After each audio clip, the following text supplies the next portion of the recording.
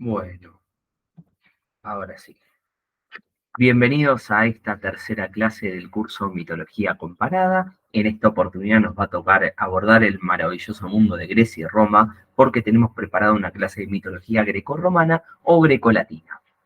Para comenzar, eh, vale la pena nombrar a estas dos personalidades que vemos acá, tanto Hesíodo en Grecia como Publio Ovidio Nasón en Roma. Son dos de los grandes difusores de la cultura grecolatina, de Grecia por el lado de Hesíodo y de Roma por el lado de Ovidio. Para hablar un poquito de ellos, ustedes tienen en la bibliografía optativa, que si bien no es obligatoria, siempre es recomendable que la puedan leer.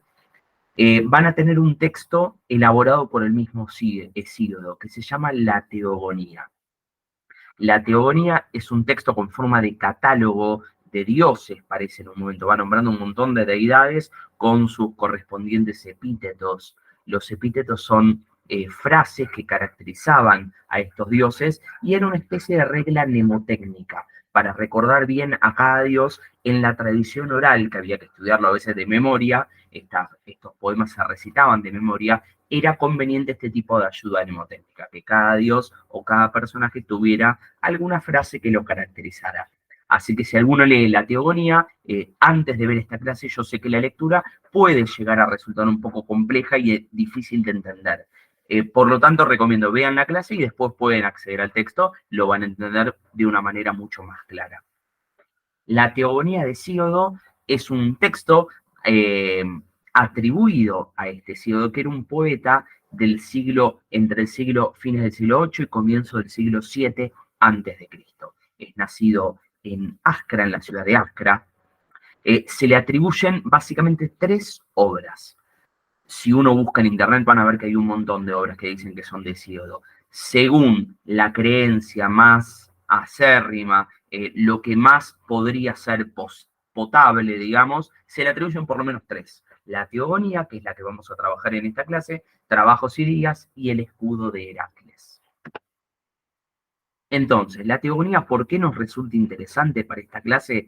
Porque funciona como una especie de compendio mitológico donde va a reunir un montón de mitos para contar precisamente el origen de los dioses. Acuérdense que teogonía significa precisamente eso. La raíz gon de la palabra es una derivación de la raíz gen, es decir, origen, origen del Zeus, de los dioses. De ahí viene Zeus, ¿no? Teos, como en las palabras como ateo, teología. Teo en griego significa Dios. Así que teogonía es una obra que habla sobre el origen de los dioses. ¿Y cómo empieza esta historia? Básicamente dice que la teogonía todo proviene del caos. Y acá vamos a encontrar ciertas similitudes con lo que ya venimos trabajando en las otras clases. Recuerden que para la mitología sumeria, todo provenía de ese océano primordial, de esa agua primordial que rodeaba el casquete esférico de Anki. Anki era la unión de An, el cielo con Ki, la tierra. Todo estaba rodeado por Namu, esas aguas primordiales, ¿no? Precisamente de la idea de entender que las ciudades, las primeras ciudades sumerias, las ciudades de la Mesopotamia, surgieron peleándole a los ríos Tigris y Éufrates. Por lo tanto, el agua tenía un lugar preponderante para esas culturas. Algo parecido había pasado en la mitología egipcia, donde las ciudades y la civilización empiezan a nacer gracias precisamente al río Nilo, que era la posibilidad de tener territorio fértil, donde crezca alimento, donde hubiera animales, donde hubiera comida y pudiera erigirse una sociedad. Por lo tanto, el agua también era el factor que daba origen a todo. Estaba el Nun, esas aguas primigenias que daban origen a esa primera pirámide o colina Ben, y de ahí nacía el primer dios que va a ser Ra. Bueno, en la mitología griega va a pasar algo parecido, pero no con forma de agua. Ellos le van a llamar caos. Y hay que entender qué es el caos para los griegos. Caos no es vacío. Caos es un término que es antinómico a otro término griego que es cosmos. Cosmos, de ahí viene la palabra cosmos, para nosotros significa orden. Entonces, el caos no es la ausencia total de todo, sino es la falta de orden. No es que de la nada empiezan a nacer las primeras entidades, sino que todo el material para crear esas entidades estaba, es como una potencialidad, está, pero está desordenado.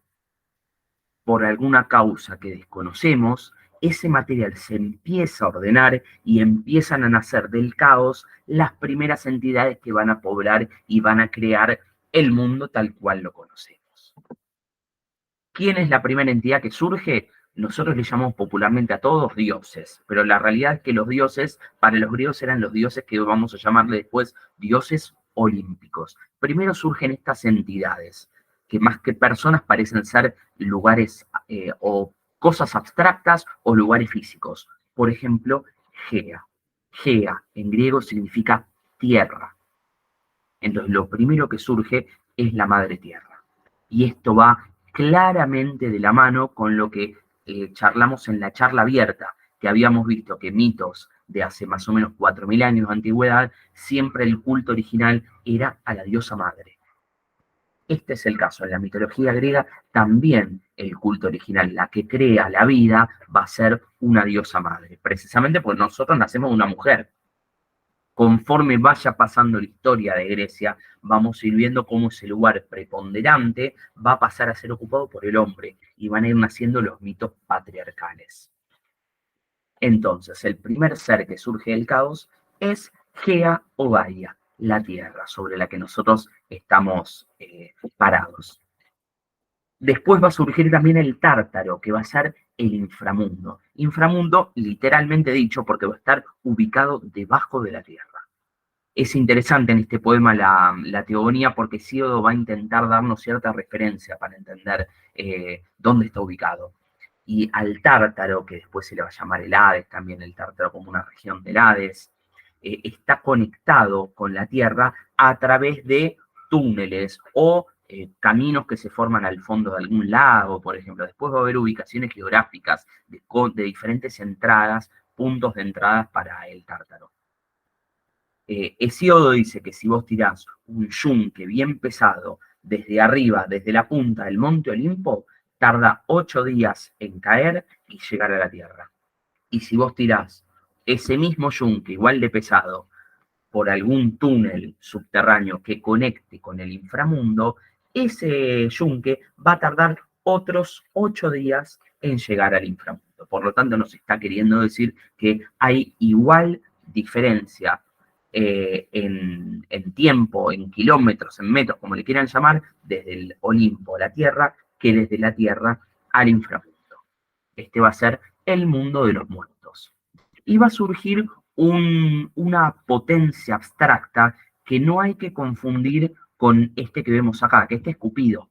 Uno dice Eros en la mitología griega, en la mitología romana se lo conoce como Cupido, pero este no es el mismo Eros que va a ser Cupido, que es hijo de Afrodita, no. Este es un Eros primigenio, que es entendido como el amor erótico, la potencia y el deseo sexual. O sea, lo que nace es como es algo abstracto que va a ser el deseo sexual, que va a hacer que estas primeras entidades que surjan, tanto el Tártaro como Gea, empiecen a sentir ese deseo y quieran reproducirse. Van a empezar a tener hijos.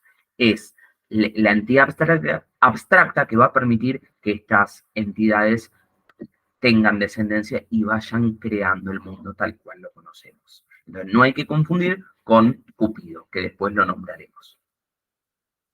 Entonces, gracias a Eros, que representa este deseo sexual, las entidades van a reproducirse y van a surgir, por ejemplo, el Erebo, la oscuridad primordial.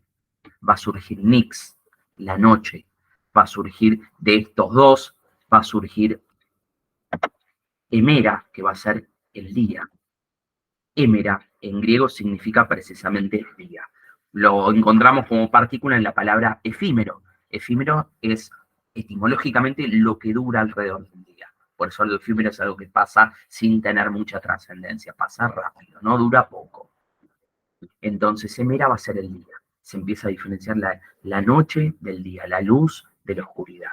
Y así Gea va a tener también como hijo precisamente a Urano, que se lo representa como un manto estrellado que va a cubrir a Gea desde los pies a la cabeza. Es decir, que la Tierra y el cielo, Urano, van a tener exactamente la misma extensión. Acá vemos a Urano, personalidad de Dios del cielo. Esto es interesante. El autor Diodoro Sículo, que es un autor del siglo I, dice que el mito de Urano se puede interpretar como una representación del primer monarca que reinó sobre los hombres y que provenía de los pueblos de Atlantes, pueblos mitológicos, ¿no? Obviamente Urano lo que hizo fue civilizarlos, enseñarles a erigir ciudades, y de este rey mitológico se lo tomó en la mitología como la primera deidad gobernante, que va a ser aquel que va a correr a Gea de ese lugar de rey del cosmos, rey de todos, y va a erigirse él como primer monarca. Acá vemos el paso de los mitos matriarcales hacia los mitos patriarcales. Entonces, ¿qué va a pasar? Bueno, un detalle que me había olvidado, que es importante tal vez conocerlo, para el mitólogo Robert Graves, dice que Urano se puede asociar con un dios ario, con un dios hindú que es Varuna, Varuna el dios del amanecer. De ese Varuna podría haber quedado Urana, y como estaba el cambio de los mitos matriarcales a los patriarcales, en este énfasis de darle mito patriarcal, en griego se transformó como Urano. Se le pasó a esa A, se transformó en O. Entonces, Gea va a producir a Urano de igual extensión y va a ser como un manto celeste que va a cubrir toda la Tierra. ¿Qué va a pasar? Urano va a estar aprisionando a Gea todo el tiempo. Van a estar pegados el cielo y la Tierra. Y acá nos vamos a retrotraer a lo que pasó tanto en la mitología sumeria como en la mitología egipcia. Recordamos que esto no es más que una triple coincidencia, porque en las tres mitologías pasaba lo mismo. El cielo y la tierra estaban unidos y aparece un elemento que los va a separar. Recordemos un poquito, en la mitología sumeria, el cielo y la tierra estaban juntos, que eran An, el cielo, y Ki, la tierra, ese casquete esférico que se le llamaba Anki, y el hijo que tienen va a ser el viento, el aire, Enlil, va a ser el elemento que los va a separar. En la mitología egipcia, la clase pasada me olvidé de aclararlo, pero está bueno que surja la oportunidad para completarlo ahora. Yo había contado el mito de la reforma del calendario egipcio. Recordemos que al dios Ra se le había hecho un presagio, le habían dicho que uno de sus bisnietos lo iba a destronar. Entonces él agarra a sus nietos, que eran Heb y Nut, Heb la tierra, el dios de la tierra, y Nut la diosa del cielo, y les prohíbe tener hijos. Entonces, para ellos, tener hijos y desafiar la prohibición de Ra, le piden, en algunas versiones a Kon, su dios lunar, en otras a Tot, dios de la sabiduría, que busque la forma de eliminar, de evadir esa prohibición, y le agregan 5 días al año. Entonces el año, en vez de tener 360 días, pasa a tener 365. Y en esos 5 días crean a sus 5 bisnietos: Osiris, Neftis, Isis, Set, y en algunas versiones a Horus el Viejo. Entonces, lo que me olvidé de agregar, que ahora lo comparto, es que como castigo, Ra, cuando se entera que habían desoído su prohibición y habían tenido hijos, va a mandar al padre de Hebinut, al padre de la tierra y el cielo, que va a ser Shu, el aire, precisamente el aire seco, a separarlos y los va a retener. Entonces, si Shu era un principio ordenador que si se iba, implicaba que el cielo se caía sobre la tierra y todo entraba en caos. Entonces vemos que en las tres culturas se da un mito muy similar. El aire aparece como elemento separador del cielo y de la tierra. Vamos a ver qué pasa ahora en Grecia, porque en Grecia va a pasar lo mismo en el comienzo. Urano, el cielo va a estar pegado a la tierra. No la va a dejar irse, no tiene lugar, y va a empezar a engendrar con ella. Pese a que su madre van a engendrar en madre e hijo y a tener a diferentes tipos de criaturas. Básicamente acá voy a mostrar, los hijos que tienen son de 4 tipos, o de 3. Los titanes y las titánides. Los titanes son los hombres, las titánides las mujeres. Son 6 titanes, 6 titánides, que son colosos. Lo que nosotros decimos gigantes, en realidad los gigantes no eran los gigantes mitológicos, eran los titanes. van a tener unos seres, acá tenemos a los titanes, unos seres que se llaman brontes, arges y estéropes, que se les llama cíclopes, que se caracterizan por tener solamente un ojo en la frente, que después les voy a contar cuál es el significado de estos nombres. Y van a tener a otros seres que se llaman hecatónquiros. Hecatónquiros son seres poco nombrados tal vez en la mitología, pero sumamente importantes y después vamos a ver por qué. Los hecatónquiros eran monstruos que tenían, el nombre viene de hecatón, que significa 100, como la palabra hecatombe 100, hecatón, buey. Por lo tanto, un hecatombe son 100 bueyes. Cuando se realizaba un sacrificio de 100 bueyes, era una situación súper exagerada, súper grande. Por eso se armó el hecatombe. Se armó como una situación muy grande. Hecatón 100 y Keiros, manos. Por lo tanto, hecatónquiros eran los 100 manos. Por extensión, son seres con 100 brazos. Eran 3 seres que tenían 100 brazos cada uno y 50 cabezas cada uno. Seres totalmente monstruosos. Se llamaban Coto, Briareo y Giges. Entonces, volviendo un poquito. Gea y Urano van a tener a todos estos hijos, 3 cíclopes, 3 hecatónquiros y 12 titanes, varones y mujeres, todos aprisionados en el vientre de Gea, porque no tienen espacio. Entonces Gea va a planificar sacarse de encima a Urano. Le va a pedir ayuda a uno de sus hijos. Y ahí empieza el mito de Urano y Cronos. Gea dice, bueno, a ver, ¿quién de mis hijos se anima a enfrentar a Urano y sacárnoslo de encima? Y el único que se anima es el titán más pequeño, que era Cronos. Entonces Cronos va a estar escondido con una especie de hoz. Una hoz es como una especie de guadaña con más forma de C, más pronunciada, que se utilizaba como elemento de agricultura para cortar el pasto. Entonces, escondido va a estar esperando con la hoz. Gea va a llamar a Urano y cuando Urano se acerque para tener relaciones con Gea, va a aparecer Cronos y va a hacer lo que vemos en esta imagen. Le va a amputar el miembro. De esa manera, Urano, presa del dolor, va a irse al cielo, pero no sin antes hacerle darle un presagio aterrador para Cronos. Le va a decir, vos me destronaste, está bien. Vos vas a ocupar mi puesto ahora, vas a ser el rey del cosmos. Sin embargo, a vos te va a pasar algo parecido a lo que me pasó a mí. Vas a ser desterrado y destronado por un hijo tuyo. Un hijo tuyo te va a traicionar y se va a quedar con tu lugar, se va a quedar con el poder. Y de esa manera, Urano se va hacia el cielo, presa del dolor. De ese miembro amputado, Cronos lo va a arrojar al mar y en el lugar donde lo va a arrojar va a surgir una especie de espuma. Y de esa espuma se va a erigir una diosa, que es nada más ni nada menos que Afrodita. Afrodita, en la teogonía de Sígodo, se la cuenta como si fuera un epíteto más. No tiene nombre esta diosa, es uno de los apodos, precisamente porque Afrodita viene del griego afros, que significa espuma. Entonces Afrodita sería como la nacida de la espuma. Precisamente el miembro Urano que cae en el mar genera una espuma y de esa espuma, como nace del sexo Urano, va a ser una diosa ligada al amor sexual.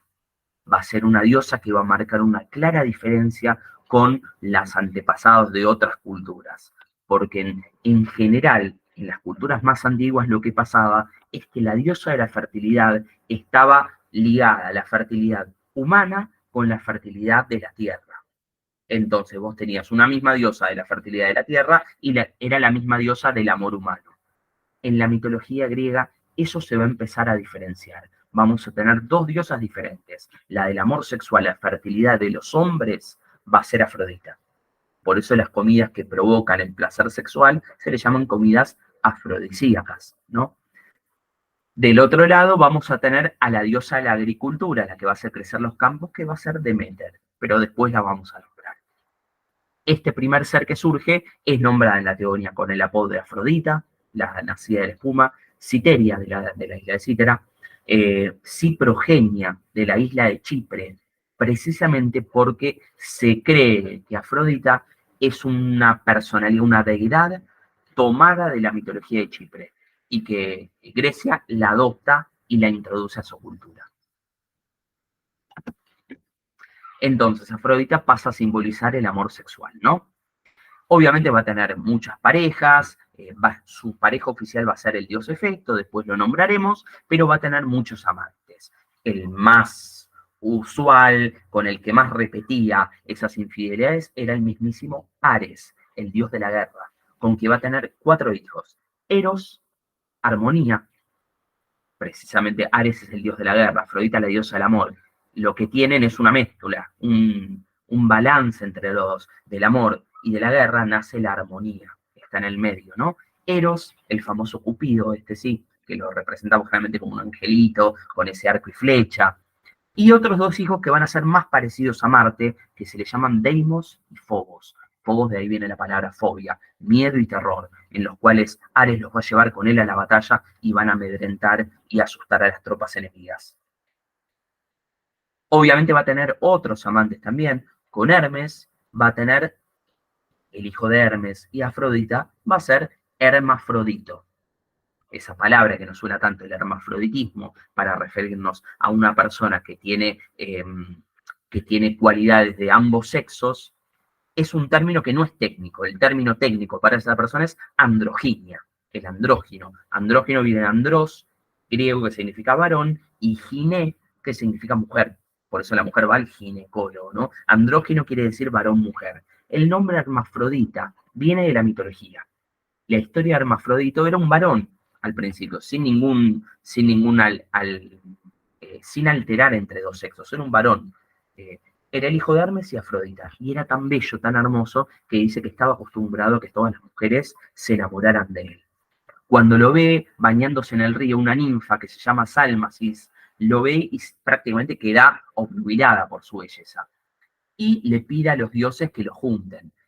Se intenta acercar, intenta hablarle Sálmasis, pero Hermafrodita, acostumbrado a que todas las mujeres le declarasen su amor, la desdeña, la deja de lado, no le contesta, no le interesa hablar con ella. Sálmasis se pone tan mal que en vez de serenarse e irse, en un rapto de locura lo abraza muy fuerte a Hermafrodito, no lo deja ir y le pide a los dioses que por favor le hagan merced y no los dejen separarse nunca. Y los dioses deciden hacerle caso a estas peticiones de Sálmasis y fusionan a Hermafrodito con Sálmasis. Entonces ahí sí nace Hermafrodita, y que es un ser que contiene los 2 sexos, el sexo masculino de Hermafrodito y el sexo femenino de la ninfa Sálmasis, en una sola persona.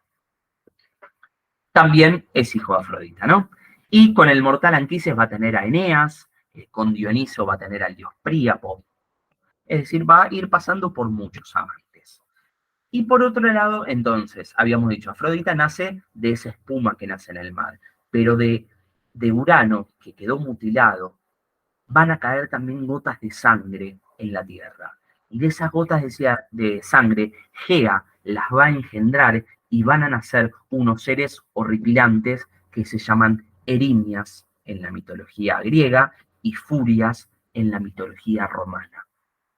Las erinias o furias eran 3, acá aparecen los nombres: Alceto, la que nunca se detiene; Tisífone, la que siembra el crimen; y Mégara, la envidiosa. Eran 3 seres totalmente horripilantes, alados, con cabellos de serpiente como la medusa, que lo que hacían era encargarse de sembrar el terror en las personas que habían sido malas adentro de su familia, los que habían cometido crímenes dentro del seno familiar, que muchas veces por no poder comprobarse o por ser algo dentro de la familia no eran castigados judicialmente.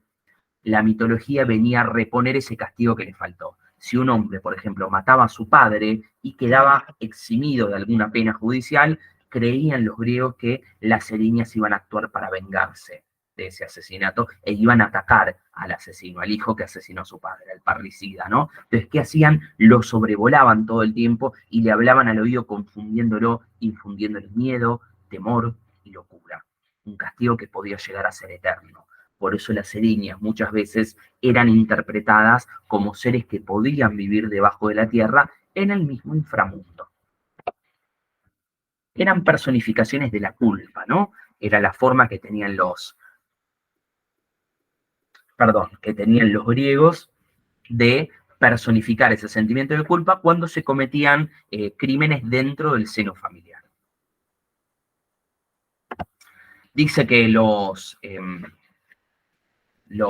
hasta los mismos griegos tenían miedo de nombrarlas. Muchas veces las nombraban con otros nombres. No sé si aparece acá las Euménides, le decían. Las Euménides era un eufemismo que quiere decir las favorables. Les daba miedo hasta decirlo. Esa raíz eu, como en eufemismo, significa bien, bueno. Por eso la eutanasia, la muerte buena o la muerte dulce, eufemismo, es una forma linda, buena de decir algo para que no suene tan mal. Entonces le decían las favorables, las Euménides. Se encargaban sobre todo de castigar el parricidio. Es muy conocido el mito de Orestes, en la tragedia de la Orestiada de Esquilo, donde luego de asesinar a su madre, que era Clitemnestra, bueno, va a terminar sufriendo precisamente el castigo de las erinias, ¿no? Hay un mito también muy interesante que lo cuenta Ovidio. Habíamos hablado de que en Roma uno de los que difunde la cultura, la mitología romana va a ser Publio Ovidio Nasón, en una época cercana al comienzo del nacimiento del Imperio Romano. Ovidio lo que hace es recopilar muchos mitos que eran originalmente de Grecia y que Roma los había tomado y adaptado a su cultura.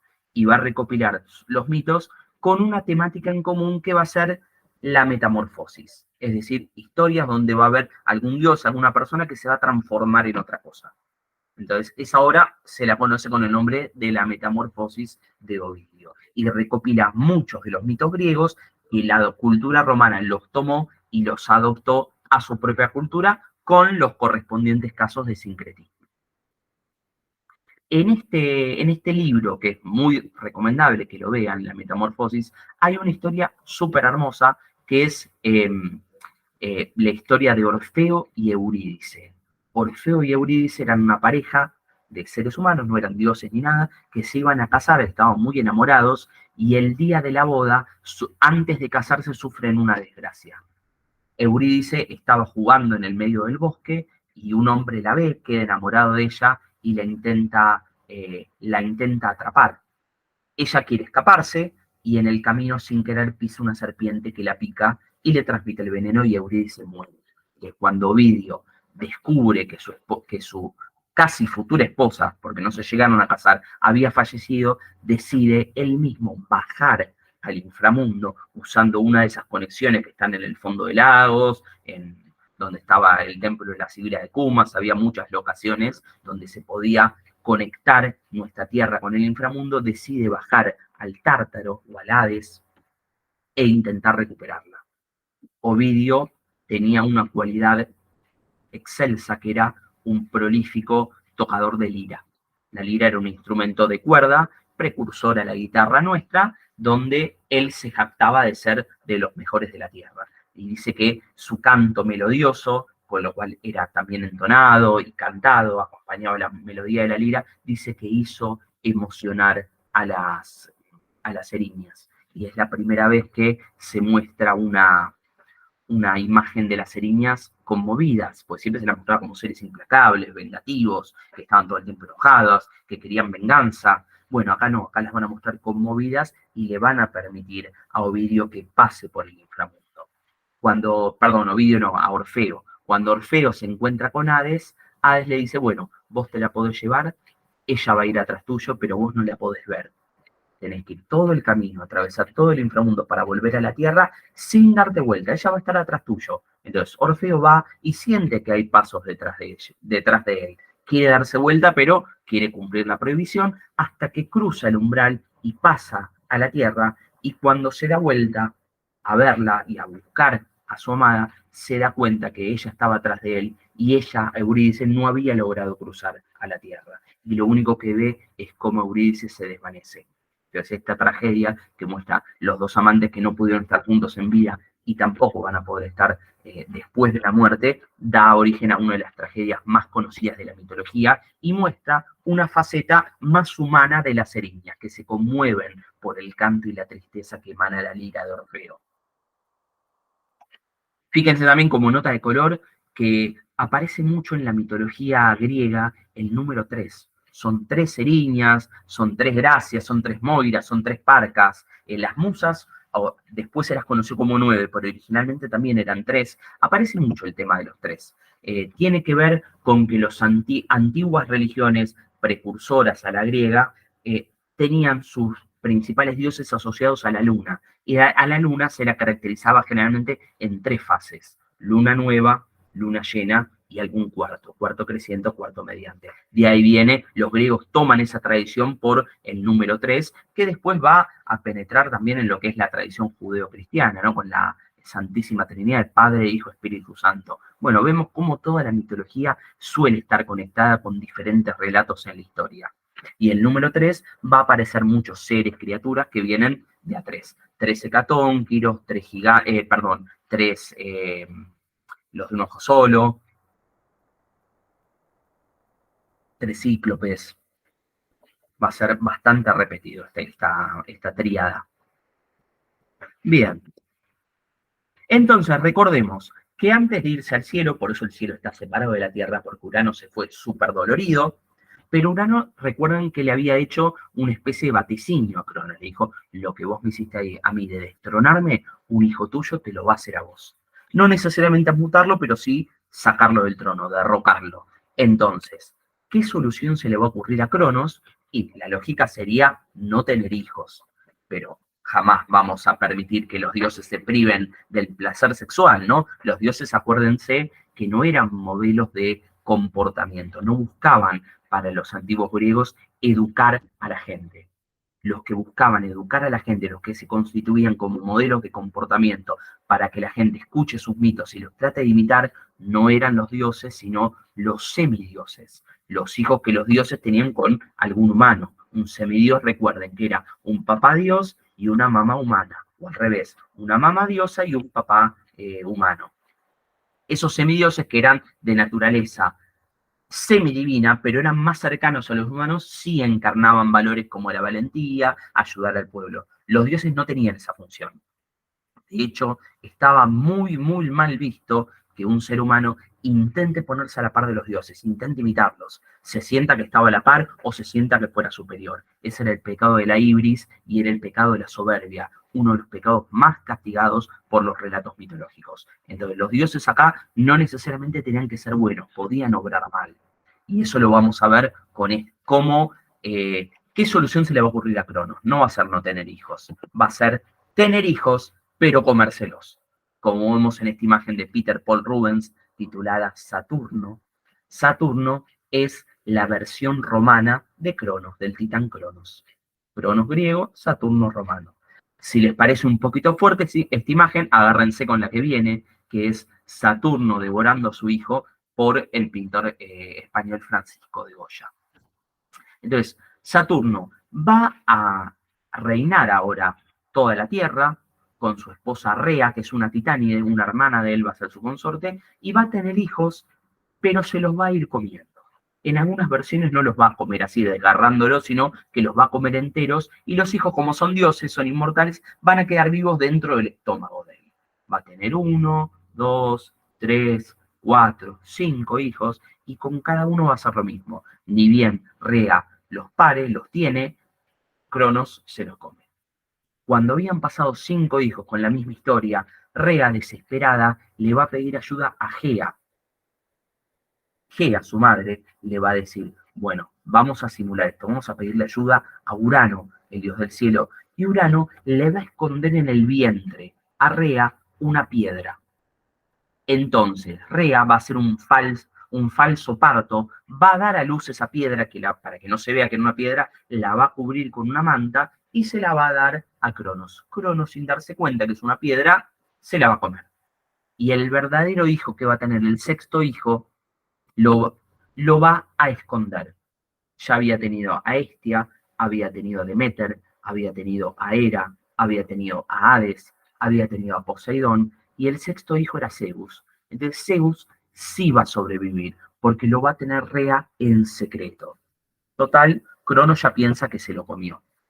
Y de esa manera lo va a esconder y lo va a tener de forma silenciosa en la isla de Creta. Ahí van a ser Zeus. Vuelvo un poquito para atrás. Habíamos dicho que Cronos, en la mitología romana, se lo llama Saturno. Bueno, Saturno va a ser un dios muy importante para la mitología romana y va a dar origen a las fiestas de Saturno, que son las famosas Saturnalias. En las fiestas de Saturno se festejaban, generalmente tenían como una semana de duración, iban del 17 de diciembre hasta el 23 de diciembre, porque se buscaba una fecha aledaña a lo que es el solsticio de invierno. El solsticio de invierno en el hemisferio norte es entre el 21 y el 22 de diciembre. ¿Qué es eso, el solsticio de invierno? Es el día que la noche es más larga y el día es más corto. ¿Por qué buscaban ese día? Porque a partir de ese día, todos los que vinieran después, la noche se empezaba a cortar cada vez un poquito más y el día empezaba cada vez a ser más largo. Así hasta el solsticio de verano, que fue el día más largo y la noche más corta. Te buscaban solsticio de invierno, la noche más larga, y a partir de ahí empezaban a festejar que la noche se iba a empezar a cortar, porque empezaba el tiempo bueno de cosecha.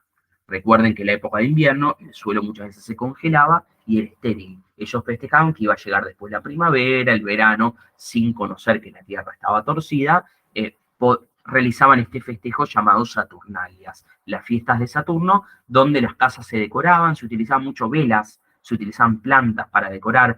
Muchas veces se permitía que se desobedezcan las normas sociales, dejar de lado el principio del decoro.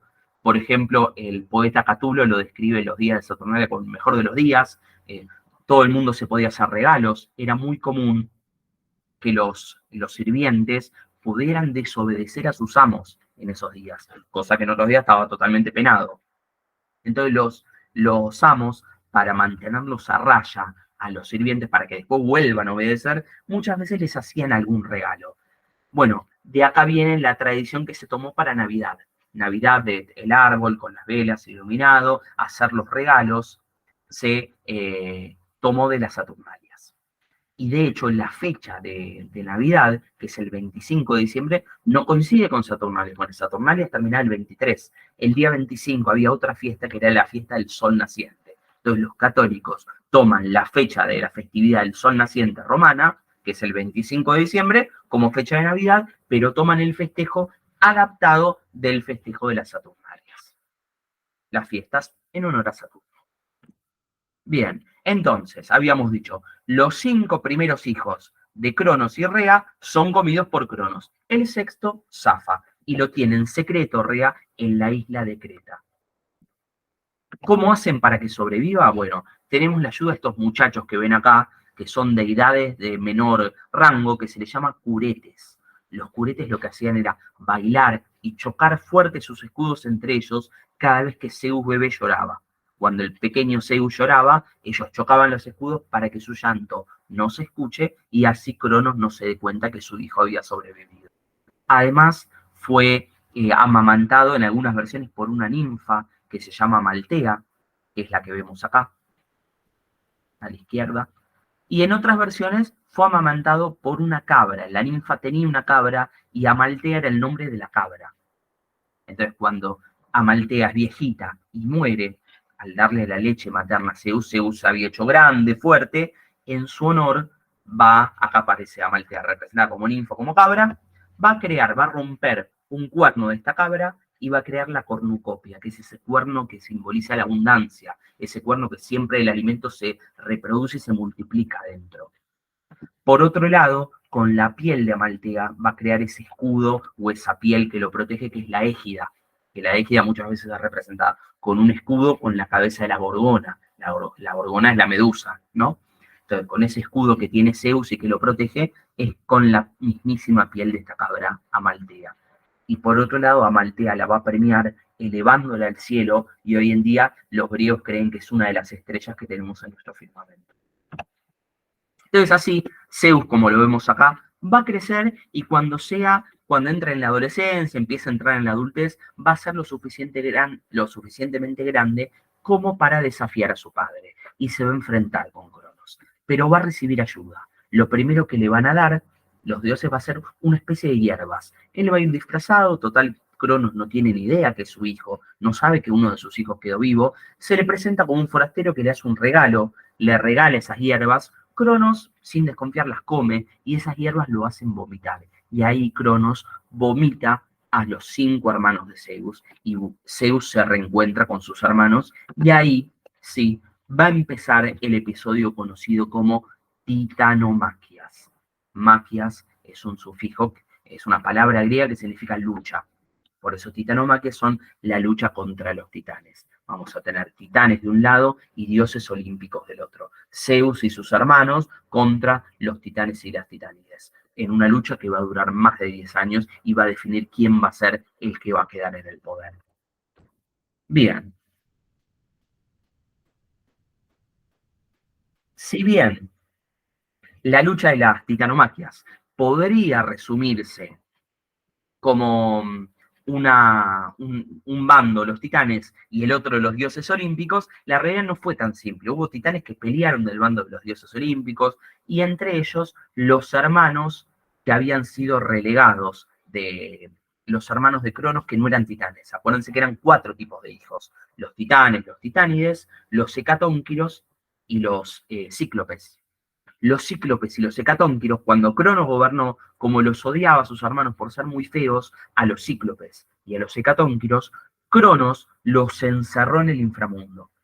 Entonces Zeus fue al inframundo, bajó para liberarlos y que peleen de su lado. Por lo tanto, los hermanos de Cronos, que no son titanes, van a pelear del bando de los dioses olímpicos, de Zeus y sus hermanos. Va a haber otros titanes que van a pelear también del bando del bando de Zeus, como es el caso de Prometeo y Epimeteo, que después van a ser premiados, después tienen otras historias, pero en general fue bando de titanes contra dioses olímpicos. Y ahora sí, tenemos el caso de los cíclopes. Yo les conté que les iba a decir el nombre de cada uno, pero para no spoilear lo digo ahora recién. El nombre de los cíclopes, que era Brontes, Arges y Estéropes, significan lo siguiente. Brontes quiere decir el que domina el trueno. Arges, el que da el rayo. Estéropes, el que brilla. ¿Qué van a hacer estos cíclopes?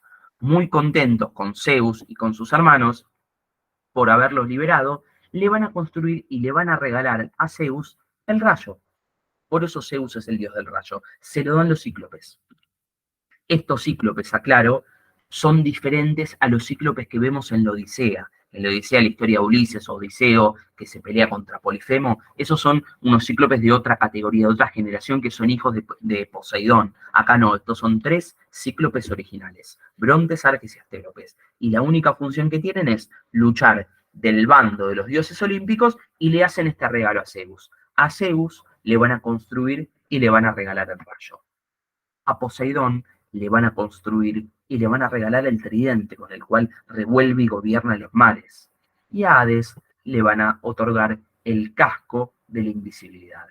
De hecho, Hades viene a privativa, de no, de negación, y del verbo eidein, que significa ver. Por lo tanto, Hades es lo que no se ve, el que no puede verse. Hades tenía un casco que cuando se lo ponía se volvía invisible. Por eso el Hades es el inframundo, es la tierra que los humanos no conocemos. Solamente la vamos a poder ver si en el caso de algún héroe cuando hacía la catábasis que descendía, como Heracles, como va a ser Odiseo, o cuando nos morimos. Si no, el reino de los muertos no lo vemos, es invisible. Y con esas 3 armas los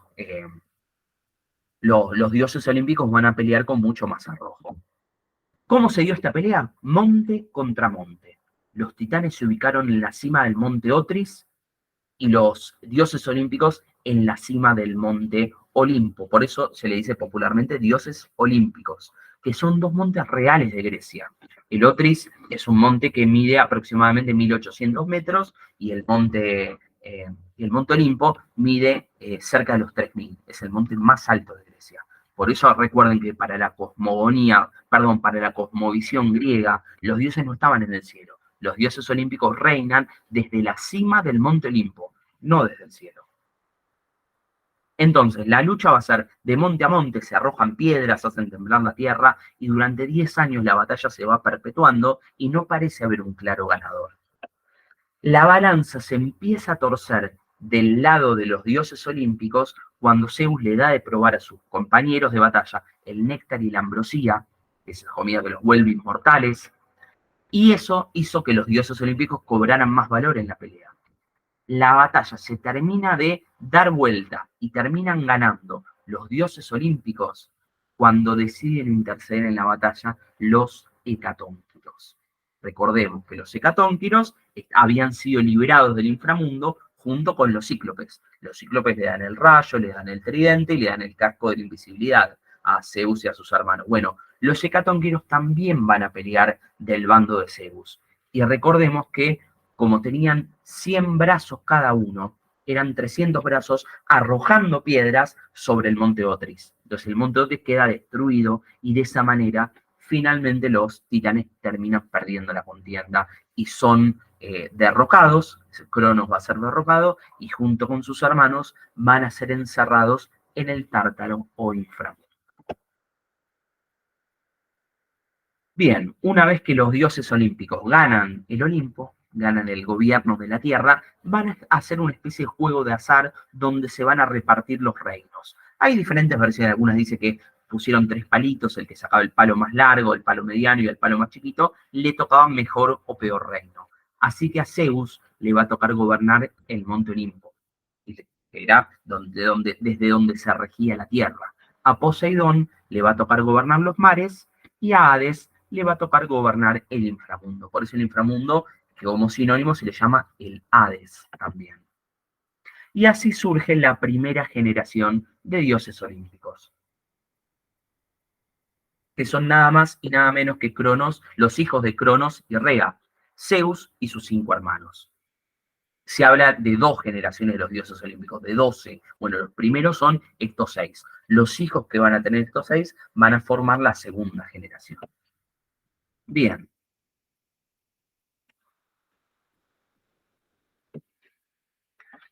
La primera, la hija mayor de Cronos y Rea, perdón, va a ser Hestia. Hestia, como lo vemos acá, se la representa en general con una llama en su mano, que esa llama simboliza y representa el calor del hogar. Es la llama que yace en cada hogar y que permite que en ese hogar reine la paz y la armonía. Si en ese hogar se apaga esa llama, ese hogar entra en caos, entra en violencia, se pierde el amor dentro de la familia, se deshace. Era la llama que simboliza el amor familiar dentro de un hogar. Si bien era una diosa sumamente respetada, debido a que era virgen, decidió, pese a que por un lado Poseidón y por otro lado Apolo pretendían tenerla como esposa porque era muy bella, ella había decidido reservarse y mantenerse virgen. Por lo tanto, Zeus la premió y mandó a que en toda Grecia se crearan altares para que se le rinda culto y se la respete. Si bien fue una diosa altamente venerada por Zeus, la realidad es que su culto no se difundió demasiado en Grecia, no fue un culto totalmente popular y por eso no es una de las diosas más importantes. Sí tuvo mucho más acervo, mucho más arraigo la versión romana de esta diosa, que es Vesta, precisamente con el culto a las vírgenes vestales. Vesta fue instaurado el culto a Vesta por el segundo rey de Roma, que fue Numa Pompilio. Para que tengamos una idea, Roma primero tuvo 7 reyes, después 250 años de reinado, desde el 754 a.C., que surge Roma, 250 años. Después va a tener la época de la República, donde va a tener cónsules de A2, que son como si fueran los presidentes. 500 años de república y finalmente ahí va a tener el imperio. Roma no siempre fue un imperio. En esos primeros 7 reinados, el primero fue Rómulo, el hermano de Remo, el que funda la ciudad. Va a ser el primer rey. El segundo rey va a ser este Numa Pompilio. Y Numa Pompilio va a mandar a instaurar el colegio sacerdotal de las vírgenes vestales, donde va estas vírgenes que van a representar a Vesta en la tierra y van a conservar una llama en el templo de Vesta que se encontraba en el foro romano, que nunca se tenía que extinguir. Una llama que, al igual que la llama de la antorcha olímpica, siempre tenía que estar encendida. Según la leyenda, la primera virgen vestal fue Rea Silvia, la madre de Rómulo y Remo. Por lo tanto, era muy común que ese culto no solamente viniera de Grecia, sino que ya vendría de la cultura etrusca, la cultura latina, ya debía haber algún culto parecido que tuvo sincretismo con Hestia y apareció la figura de Vesta. Es muy importante recordar el caso de las vírgenes vestales porque si bien tenían esa enorme responsabilidad de mantener el fuego que representaba el calor del hogar, no solamente simbólico, sino real, porque una llama que no tenían que dejar que se apague, gozaban de un montón de beneficios que ninguna otra mujer de Roma los tenía. Eran mujeres libres. La mujer de Roma no era libre. Siempre estaba bajo el cuidado y la dependencia de un pater familias. En general, primero era el padre, y cuando la chica entraba en edad de adolescencia, la arreglaban algún casamiento y pasaba a ser una propiedad y a depender de su esposo. Bueno, esta no era la suerte que tenían las vírgenes vestales. Las vírgenes vestales, si bien tenían que mantenerse vírgenes, podían realizar sus acciones en la ciudad consideradas como una ciudadana más. Por eso estaba prohibido que se casen con otro ciudadano, porque eran considerados como hermanos y era un casamiento incestuoso. Las vírgenes vestales no se podían casar hasta que se jubilaran. Cuando abandonaban el culto, que ya eran lo suficientemente mayores, podían casarse y ese casamiento estaba patrocinado y lo realizaba el máximo pontífice del Colegio de las Vírgenes Vestales. Y era todo un honor casarse con una virgen vestal, que si bien se jubilaban a los 35 años, que la verdad que no era viejita, yo tengo 34, por ejemplo, para las ciudadanas romanas que se casaban a los 13, 14 años, era una mujer mayor. Sin embargo, si bien eran grandes para casarse, dice que todo el mundo en Roma buscaba casarse con una ex virgen vestal, porque implicaba un matrimonio de mucho dinero, de mucho poder, y eran ampliamente deseadas las mujeres que habían sido vírgenes vestales. Sin embargo, si ese fuego se apagaba o si tenían relaciones durante su mandato como virgen vestal, eran duramente castigadas. Inclusive podían llegar a ser no apedreadas hasta la muerte porque estaba prohibido que su sangre toque el suelo. Entonces se las enterraba vivas en una cámara subterránea. Y obviamente el amante, en ese caso de infidelidad, también era ejecutado. Bien, gozaban de un buen salario, dicen que tenían inclusive perdones políticos. Hay un caso, se cuenta, no se sabe si es cierto, pero que Sila no manda a matar a Julio César, Sila el dictador, porque una virgen vestal le pide que le haga un perdón excepcional. Y las vírgenes vestales podían emitir ese tipo de perdones y Sila decide dejar vivo a Julio César. Es una versión no está confirmada, pero tiene el suficiente peso como para hacer una versión sobre el asunto y ponerla a cotejar con otras. Bien, la siguiente hermana de Zeus, otro de los dioses olímpicos, va a ser Deméter, cuyo nombre romano va a ser Ceres. Deméter es la diosa de la agricultura. Va a tener entre otra pareja, porque Zeus va a tener muchas, va a ser Zeus. Su hermano Zeus va a tener descendencia con ella y van a crear una hija que se llama Perséfone. Perséfone y en la mitología romana Proserpina. Tanto Deméter como su hija Perséfone son las diosas de la agricultura. Son las que hacen renacer los campos, que cuando están enojadas pueden congelar la tierra para que nada crezca y cuando están contentas pueden hacer que florezca y la tierra se llene de alimentos y sea una época de abundancia. Por lo tanto, era una diosa que te permitía conseguir alimento o si se enojaba morirte de hambre. Eran una diosa súper venerada en la cultura tanto griega como en la cultura romana. Por eso hay que darle el peso y la importancia que corresponde a una diosa de la agricultura.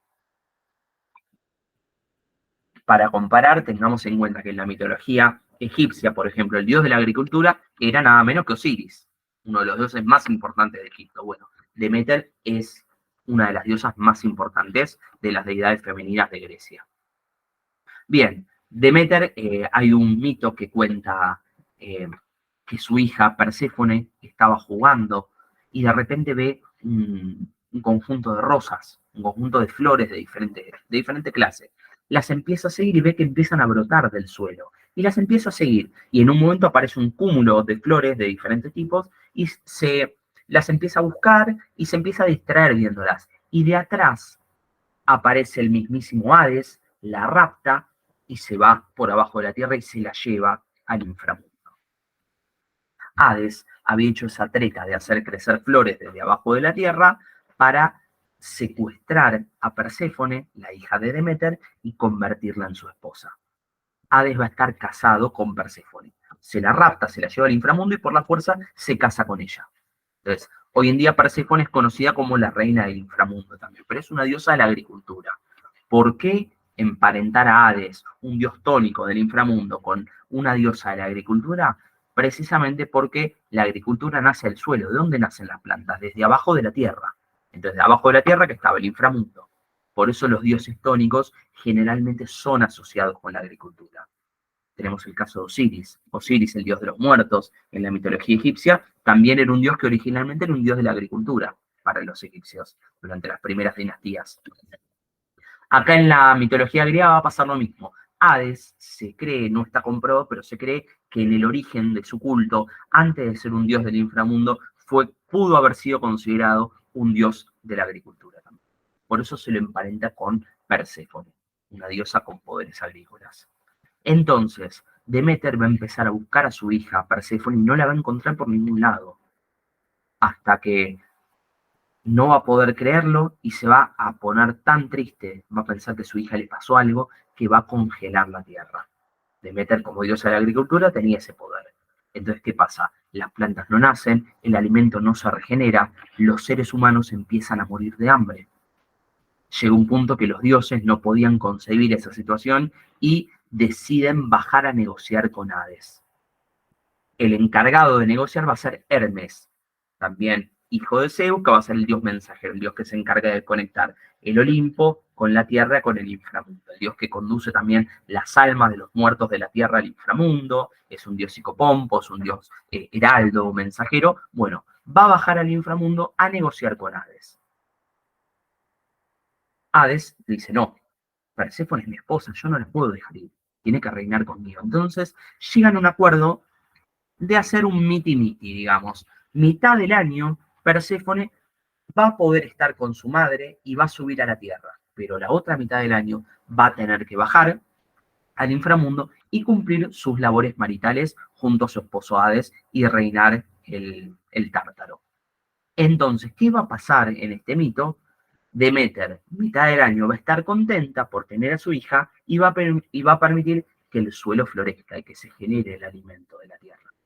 Durante los otros 6 meses, que Perséfone va a estar con su esposo y ella va a estar sola, va a estar triste y el suelo va a ser estéril, va a estar congelado. ¿Qué nos está intentando explicar este mito? Básicamente el origen de las estaciones. Los griegos antiguos no conocían, primero que no sabían que la Tierra era un casquete esférico, no sabían que giraba alrededor del Sol y mucho menos sabían que estaba torcida a 23 grados. El eje de la Tierra, hoy sabemos que en algún momento, cuando la Tierra se estaba formando, le pegó a algún asteroide y se torció 23 grados. Por eso, al girar en su movimiento de traslación alrededor del Sol, tiene 6 meses que el Sol le pega más a la parte de arriba. Entonces, esos 6 meses de la traslación vas a tener verano en el hemisferio norte e invierno en el hemisferio sur. Los otros 6 meses que va por el otro lado, le va a pegar más el hemisferio sur. Va a ser verano en el hemisferio sur y invierno en el hemisferio norte. Obviamente ese conocimiento científico no lo tenía. Entonces la forma de explicar las cosas, por qué a veces hace frío y la tierra está congelada y no consigo alimento y tengo que producir excedente, porque si no me muero de hambre, y por qué no, en otras épocas el alimento brota de la tierra sin ningún problema. Esa diferencia entre comer, no comer, saber contar el tiempo para ver cuándo plantar excedente para tener en las épocas de sequía, era fundamental para los griegos y lo explicaban a través de esta historia. Una historia muy parecida a la que vimos la primera clase con el mito del descenso de Inanna. Recuerden que cuando Inanna desciende al inframundo para quedarse con el reino de su hermana Ereshkigal, tiene que mandar a su marido a cumplir esa labor. Y el pastor Dumuzi se escapa a la casa de su hermana, que era el pastor que hacía crecer la vegetación y que hacía crecer el alimento de la tierra. Ese pastor va a pasar 6 meses con su madre, con su hermana, que era Gestinana, y los otros 6 meses en el inframundo cumpliendo su lugar, suplantando a su esposa Inanna. De esa manera explicaban cómo la Tierra renacía, los ciclos de fertilidad e infertilidad, la diferencia entre verano e invierno, ¿no?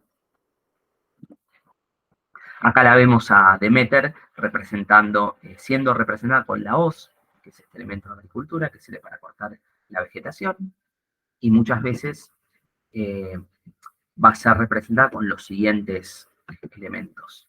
Precisamente el nombre cereal proviene del nombre romano de esta diosa. El nombre griego era Demeter, pero el nombre romano era Ceres. De la palabra Ceres viene cereal. Y también viene el nombre cerveza. Cerveza viene del celta cerevisia, de Ceres. ¿Por qué Ceres la cerveza? Porque la cerveza está hecha según la ley de pureza alemana, con 4 elementos. Agua, eh, cebada, que es un cereal, el azúcar, que va a desprender el alcohol, y el lúpulo. ¿Sí? Bueno, la cebada es un cereal, así que la cerveza es hecha a base de cereal. Por lo tanto, mantiene el mismo nombre de la diosa Ceres. En Roma, por ejemplo, bueno, en Grecia primero estaban los festejos a la diosa Demeter, estaban las Demetrias, que eran fiestas realizadas, una se llamaba también Eleusinia, porque el mito dice que cuando Demeter pierde a su hija, se refugia en la región, en el monte de Eleusis. Entonces, las fiestas, las Eleusinias eran fiestas que se dedicaban en honor a la diosa Demeter, la diosa de la agricultura, donde se sacrificaban cerdos. ¿Por qué cerdos? Porque los cerdos se comían las plantas y las flores que hacía crecer Demeter. En Roma también se podían sacrificar jabalíes, el culto a Ceres, la versión romana de Demeter, promovía unas fiestas que se llamaban Ceralias o Ludi Serialis, que eran los juegos, Ludi de ludo, ¿no? De juego, y los juegos en honor a Ceres, donde muchas veces a unos zorros en la cola se les ataban unas ascuas que ardían y el zorro salía con la cola prendida a fuego corriendo para todos lados, alrededor del circo máximo. Eran así, eran medios perversos los romanos, ya lo conocemos, esa beta. Por otro lado, también sacrificaban jabalíes, cerdos, se admitía el carnero como sacrificio. Por otro lado, estaba prohibido, por ejemplo, utilizar guirnaldas de flores, porque las flores era, si bien uno dice, y es la diosa de la agricultura, la diosa que hace renacer las flores en estos festejos estaban prohibidas, porque acuérdense que con flores fue que Hades raptó a Perséfone, haciendo crecer flores de abajo de la tierra. Por otro lado, si bien la cerveza y los cereales vienen de Ceres, del nombre Demeter viene el nombre Demetrio, que los fanáticos del zorro recordarán por el famoso sargento García, que se llamaba Demetrio López García. Así que el nombre Demetrio viene de esta diosa Demeter. Era la reina del Olimpo. Es una diosa que va a tener una representación de una forma en Grecia y de una forma totalmente contraria en Roma. Zeus dice que había intentado seducir a Hera durante muchas veces, la quería como su esposa, y Hera nunca le daba cabida precisamente porque Zeus tenía esa fama de mujeriego, estar con cuanta mujer se le cruzara. Entonces lo que hace es una estrategia. Él se disfraza, va a utilizar a Hermes, que Hermes es el dios además de ser el dios heraldo, era un dios veloz, era un dios siempre que se caracterizó por su astucia, por su inteligencia, va a elaborar un plan, lo va a ayudar a su padre, le va a decir, bueno, yo me voy a disfrazar de águila y vos te disfrazás de cuco. El cuco es un pajarito, una especie de pajarito chiquitito, que el águila se lo come. Entonces salen los dos, Hermes disfrazado de águila y Zeus disfrazado de cuco. Y salen los dos. Entonces, ¿qué ve Hera? Hera ve un cuco, un pajarito que está escapándose de un águila. El cuco llega sobre Hera, se refugia y Hera lo acobija en su pecho y el águila no se lo puede comer y se escapa. Entonces, este cuco, ahí cuando era abrazado por Hera, toma su forma humana, adopta la forma de deidad de Zeus y ahí agarra a Hera y la viola, la posee, ¿no? Dicen que a partir de ese hecho, Hera queda totalmente enamorada de Zeus y de ahí en más nunca más se le pudo separar. Hera era una diosa virgen, era una diosa virgen que se negaba a tener relaciones con nadie. Dice el mito que con el único que tuvo relaciones fue con Zeus. Pese a que Zeus le engañó con cuanta diosa o cuánto ser humano se le cruzó, Hera, sin embargo, nunca le fue infiel.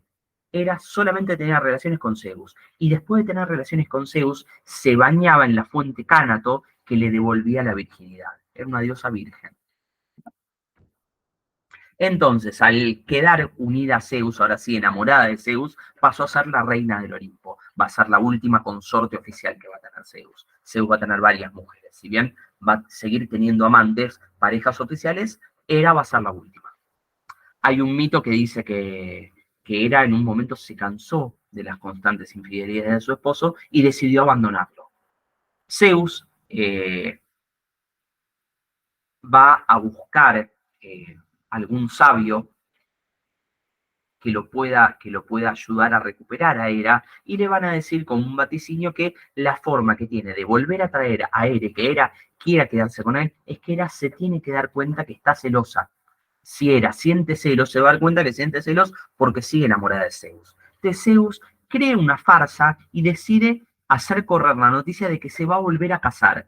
Invita a todo el mundo, crea una boda falsa y en el lugar de la novia crea una especie de muñeco tapado con telas para que no se vea que era un muñeco y él se para al lado. Y en el medio del casamiento, sin estar invitada, que se enteró, aparece Hera y en un ataque de furia destruye el muñeco. Y cuando se da cuenta que no era ninguna mujer, ninguna diosa, sino un muñeco, se da cuenta de la farsa, del engaño, y no le queda otra que reírse y aceptar que estaba celosa, que seguía enamorada de Zeus y decide volver con su marido. Hera, en la mitología griega, muchas veces es tomada como una antagonista. Antagonista va a ocupar el papel de la mala de la película. ¿Por qué la mala? Porque muchas veces va a buscar vengarse de las infidelidades que tiene Zeus. Zeus era común que bajara a la tierra, yaciera con mortales y tuviera semidioses.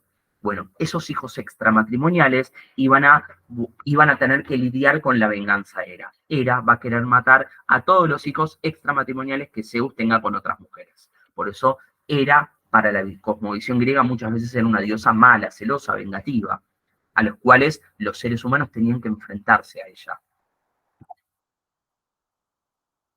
Por otro lado, también se le atribuye la creación de la Vía Láctea. La Vía Láctea, ustedes saben que es percibida como una especie de estela lechosa. No sé si tengo alguna imagen, no creo que no. Pero si nosotros, acá, si nosotros viéramos el cielo nocturno sin contaminación lumínica, como lo veían los antiguos griegos, veríamos una especie de estela lechosa en el centro, obviamente todo súper lleno de estrellas, pero una banda mucho más concentrada, que no es otra cosa que uno de los brazos de la Vía Láctea. Ellos percibían eso como una estela de leche. Entonces, ¿qué se habían imaginado los griegos? Es que Zeus había tenido a su hijo Heracles, que va a ser Hércules. Hércules es el nombre romano, Heracles el nombre griego. Para volverlo inmortal y para que se haga fuerte, tenía que tomar la leche de Hera, pero Hera lo quería matar a Hércules.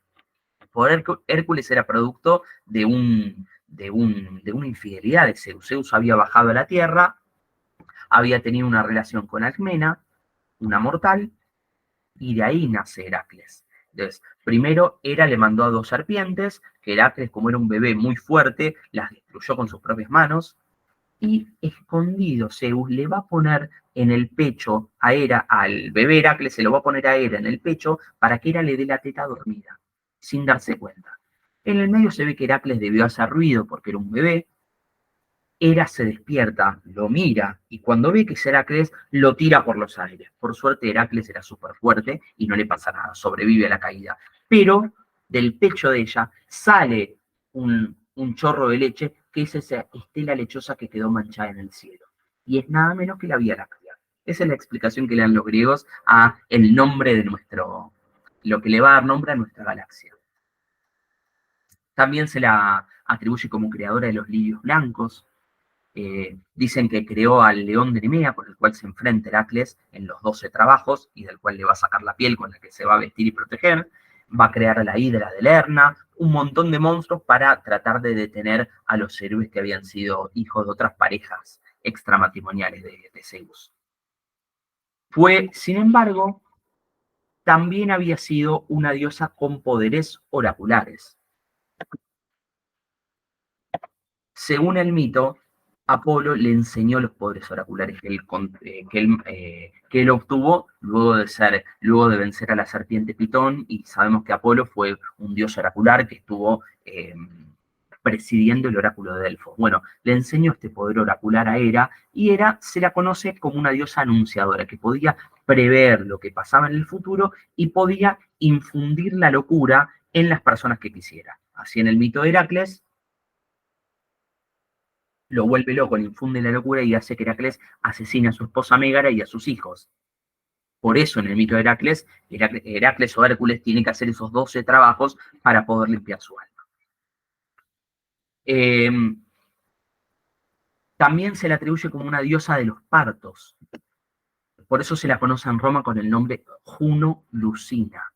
Juno, probablemente el nombre venga de una diosa que había antes de Roma, en los pueblos latinos. Había un pueblo que se llamaba Etruria, de donde vienen los etruscos. En la mitología etruria había 3 grandes dioses principales. Una diosa se llamaba Uni. De ese nombre Uni puede provenir el nombre Juno. Uni, Juno, y de ahí quedó Juno, ¿no? Pero Juno tuvo un proceso de sincretismo con la diosa Uni y tomó las facultades de la diosa Hera.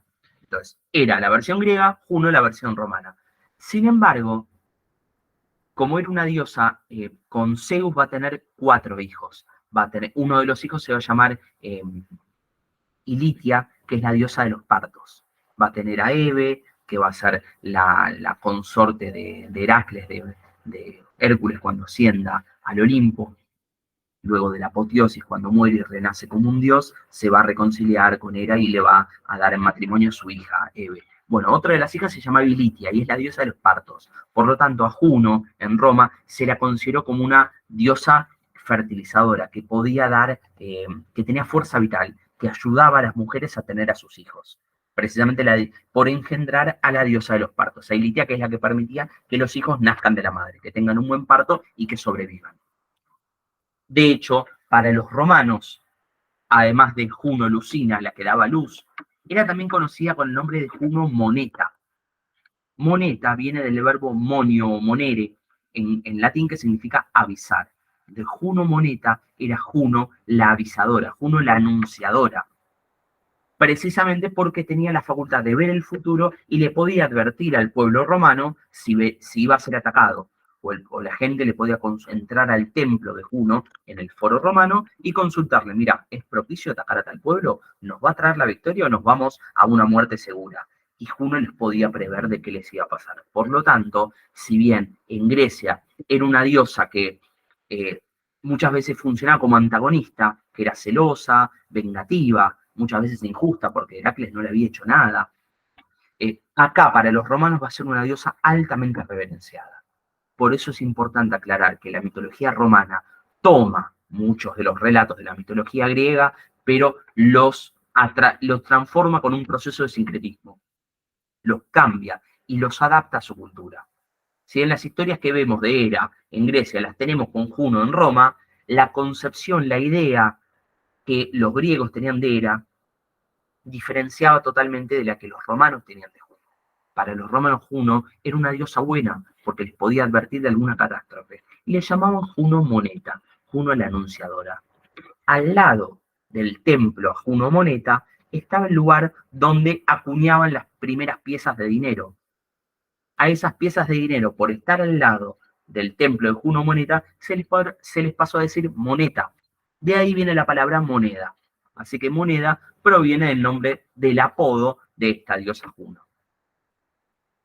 Y obviamente en Juno viene el mes de junio también en su honor. Con respecto a las festividades, Juno Lucina, la versión romana, ¿no?, tenía un festejo que era el primer día del año. Para los romanos, en el calendario romano no existía enero y febrero. El primer mes del año era marzo. En el primer día de marzo se celebraba una especie de fiesta que se llama matronalia, análogo al Día de la Madre, donde los hombres podían realizar oraciones en honor de las madres, de sus esposas, que eran madres de sus hijos, donde los hombres les podían realizar algún regalo también a las madres, y las madres tenían la facultad de ir con el pelo suelto y con la ropa suelta, que a las mujeres de la antigua Roma no se les permitía. En esos días podían ir y romper la ley del decoro, ir con el pelo suelto y con la ropa suelta sin estar atada con el cinturón y demás. Bien, avanzo un poquito más. Hades, dios del inframundo. Hades habíamos dicho que a privativa eidein, del verbo ver, significa lo que no se puede ver. Los griegos creían que se hacía invisible gracias a ese casco que le habían dado los gigantes, que le habían dado, perdón, los cíclopes. Uno de los apodos que tenía era Plutón, que es el nombre que va a tomar, le van a llamar los romanos. Pero ese apodo ya lo tenían los griegos, porque la raíz PL significa abundancia. La encontramos en palabras como pluvia, pluvial, que quedó de lluvia. Lluvia es cuando cae agua en abundancia, ¿no? PL significa abundancia, porque Plutón era el que da riquezas. Precisamente porque, ¿qué da riquezas? El suelo. Acuérdense que Plutón era un dios que originalmente puede haber sido de la agricultura, antes del inframundo. ¿Por qué? Porque las plantas del suelo, ¿de dónde nacen? De abajo de la tierra. ¿Dónde está ubicado Plutón o Hades? Debajo de la tierra también. Entonces era un dios de la abundancia, que permitía riquezas, que el hombre tenga mucho alimento, abundancia, ¿no? Bien. Por eso en el mito, obviamente, se lo emparenta y se lo casa con Perséfone, que va a ser su compañera, la reina del inframundo. En las puertas del inframundo dicen que se encontraba Cerbero, ese perro de tres cabezas, que no trataba mal a todas las almas, a la psique de los hombres que morían. Los hombres que morían eran conducidos desde la tierra al inframundo por Hermes Psicopompo. Psicopompo era el conductor de las almas, las bajaba al inframundo y tenían que atravesar tres ríos: el Aqueronte, el río de la pena; el Estigia, el río del odio; y el Cósito, el río de los lamentos. Y había un barquero que se llamaba Caronte, que se encargaba de cruzar ese alma por los ríos hasta llevarla donde estaba el mismísimo Hades.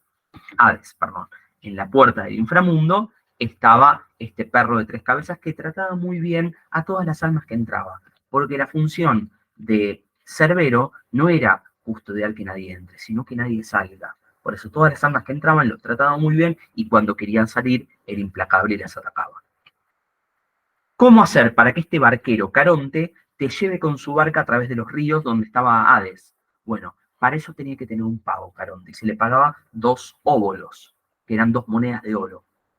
¿Qué hacían los griegos? A los cuerpos de los muertos, sobre los ojos del cadáver, se le depositaban 2 moneditas de oro. Ese era el pago para que Caronte atraviese tu alma sin problemas por los ríos y te lleve hasta tener tu juicio final con el mismísimo Hades.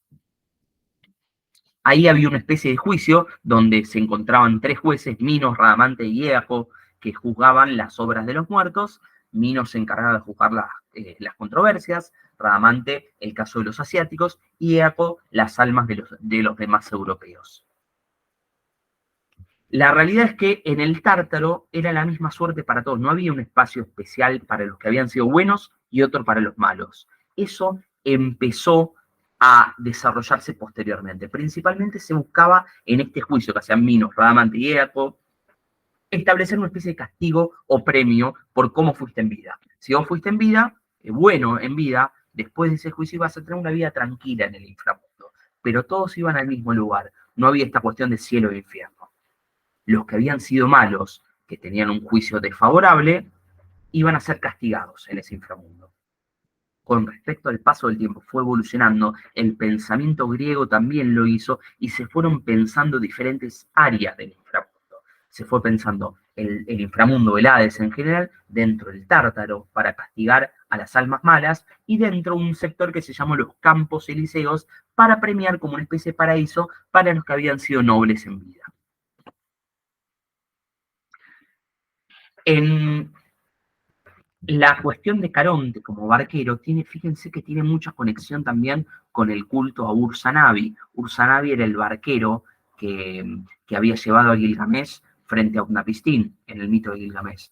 Ese barquero que lo lleva es muy parecido al papel que está desempeñando Caronte. Así que no sabemos si hay alguna influencia difusionista de algún tipo, pero por lo menos habría que pensar en una hipótesis de convergencia determinista, donde se pensó al inframundo como un lugar lejano al cual accedes a través de algún río, a través del agua, y hay un barquero que se encarga de llevarte hasta allá. Fíjense qué coincidencias que hay, sin haber conexión entre los pueblos sumerios y griegos, por lo menos no una conexión que se conozca, surgieron mitos muy parecidos también. Así que es notable esta coincidencia. Los griegos diferenciaban el cuerpo y el alma, que es lo que conocemos nosotros como alma, le llaman psique, la cual se desprendía del cuerpo cuando el hombre moría. Por eso la muerte de los seres humanos no significaba la desaparición total. Lo que moría era el cuerpo. Ese psique tenía memoria, podía recordar las cosas que había hecho. Iban a una nueva morada que era este inframundo.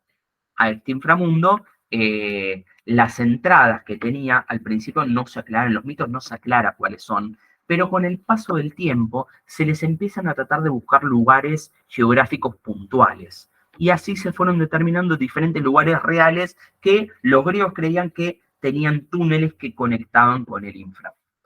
Acá vemos a Hades, a Hermes, el dios psicopompo, encargado de llevar las almas, conducir la psique, el alma de los muertos, al inframundo. Acá vemos a Caronte, que por el óbolo, por las monedas, como pago, podía atravesar el río Aqueronte y llevar las almas hacia Hades. Y acá hay una representación pictórica del inframundo. Así se establecieron 5 lugares geográficos que permitían conectar la Tierra con el inframundo. El primero va a ser la cueva de la Sibila de Cumas. Esta Sibila, que era aquella pitonisa que podía profetizar el futuro, se ubicaba cerca del lago Averno. Lo tenemos acá, en esta imagen. Obviamente, en lo que sería el centro de Italia. Esta era la primera y la más usual. Por lo tanto, en las historias de los héroes que realizaban catábasis, es decir, descensos al inframundo, como Heracles, la última de las 12 pruebas era capturar a Cerbero, el perro de las 3 cabezas. Tiene que bajar al inframundo y puede volver a subir. Odiseo también va a bajar al inframundo. Lo hacían por alguna de estas entradas. La primera es la de la cueva de la Sibila de Cumas. La segunda es el Plutonio, la puerta de Plutón en Hierápolis, que queda en la actual Turquía. Acá lo tenemos, al sur de Turquía. En la Turquía, obviamente en la región asiática de Turquía, que es la mayor parte. La tercera es una fisura que se había realizado en Sicilia, en la antigua Ena, acá la isla de Sicilia, pero también posteriormente se ubicó la isla de Polifemo. En la Odisea no hay ningún índice de que fue en esta isla. Esas son ubicaciones geográficas que se le atribuyeron a posteriori. La 4 no tengo la imagen, pero era cerca del santuario de Apolo en Delfos, en Grecia. También estaba la cueva Coricia del monte Parnaso, que te permitía conectar con el inframundo. Y la 5 es la cueva de Cabo Ténaro en Grecia. Acá Cabo Ténaro, al sur de la península griega.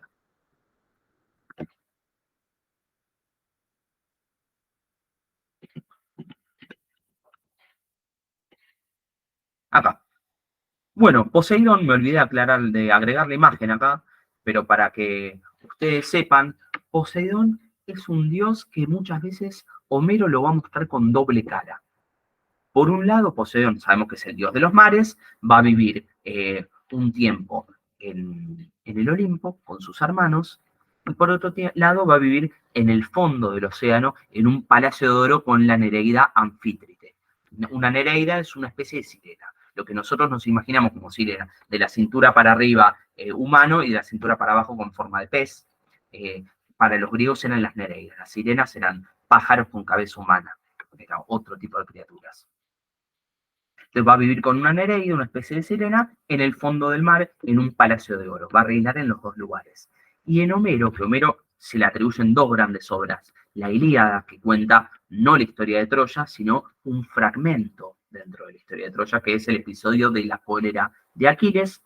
Y por otro lado, la Odisea, que es la historia de Ulises, de Odiseo. Odiseo en la cultura griega, Ulises en la romana.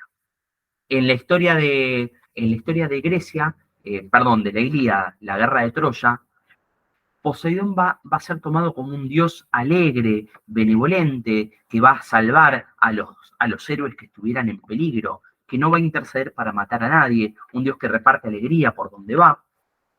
Inclusive estas imágenes, esta representación alegre, se muestra hasta en las primeras imágenes de la primera época del cristianismo. Y por otro lado, en la Odisea, que también se le atribuye a Homero, va a ser mostrado como un dios muy vengativo. Entonces, ¿qué tenemos que pensar de esto? Y bueno, una posibilidad es que tanto la Ilíada como la Odisea no sean del mismo autor, que hayan sido compuestas por autores diferentes. Esa es una hipótesis. La otra es que fue creada por el mismo autor, pero muestra dos facetas diferentes del mismo Dios. Recordemos que es el Dios que gobierna los mares. El mar, si está tranquilo, es una bendición para los seres humanos, porque pueden pescar, pueden conseguir el alimento, pueden irrigar el suelo y hacerlo fértil. Si el mar está revuelto, puede ahogar las naves, puede desbordarse e inundar a la población, puede destruir todo a su paso cuando a su paso se le cruce. Entonces, el mar tenía esa doble cara, sosegado, tranquilo, ser una bendición, significar abundancia para los hombres, y por otro lado, ser violento, ser cruel, ser destructor. Eso es lo que se trata de plasmar, esta doble cara, así de implacable como de benevolente podría ser Poseidón.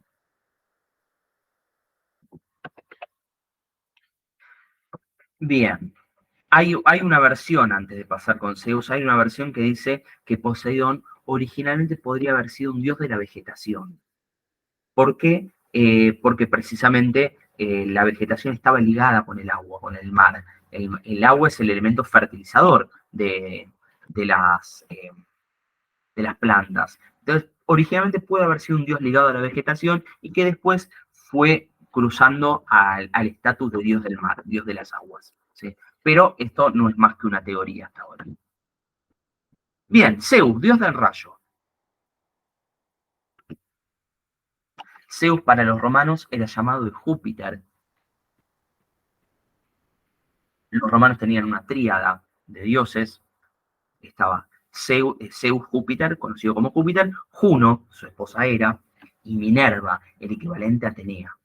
Minerva, el nombre Minerva, habíamos dicho que Juno puede provenir de la diosa etruria Uni.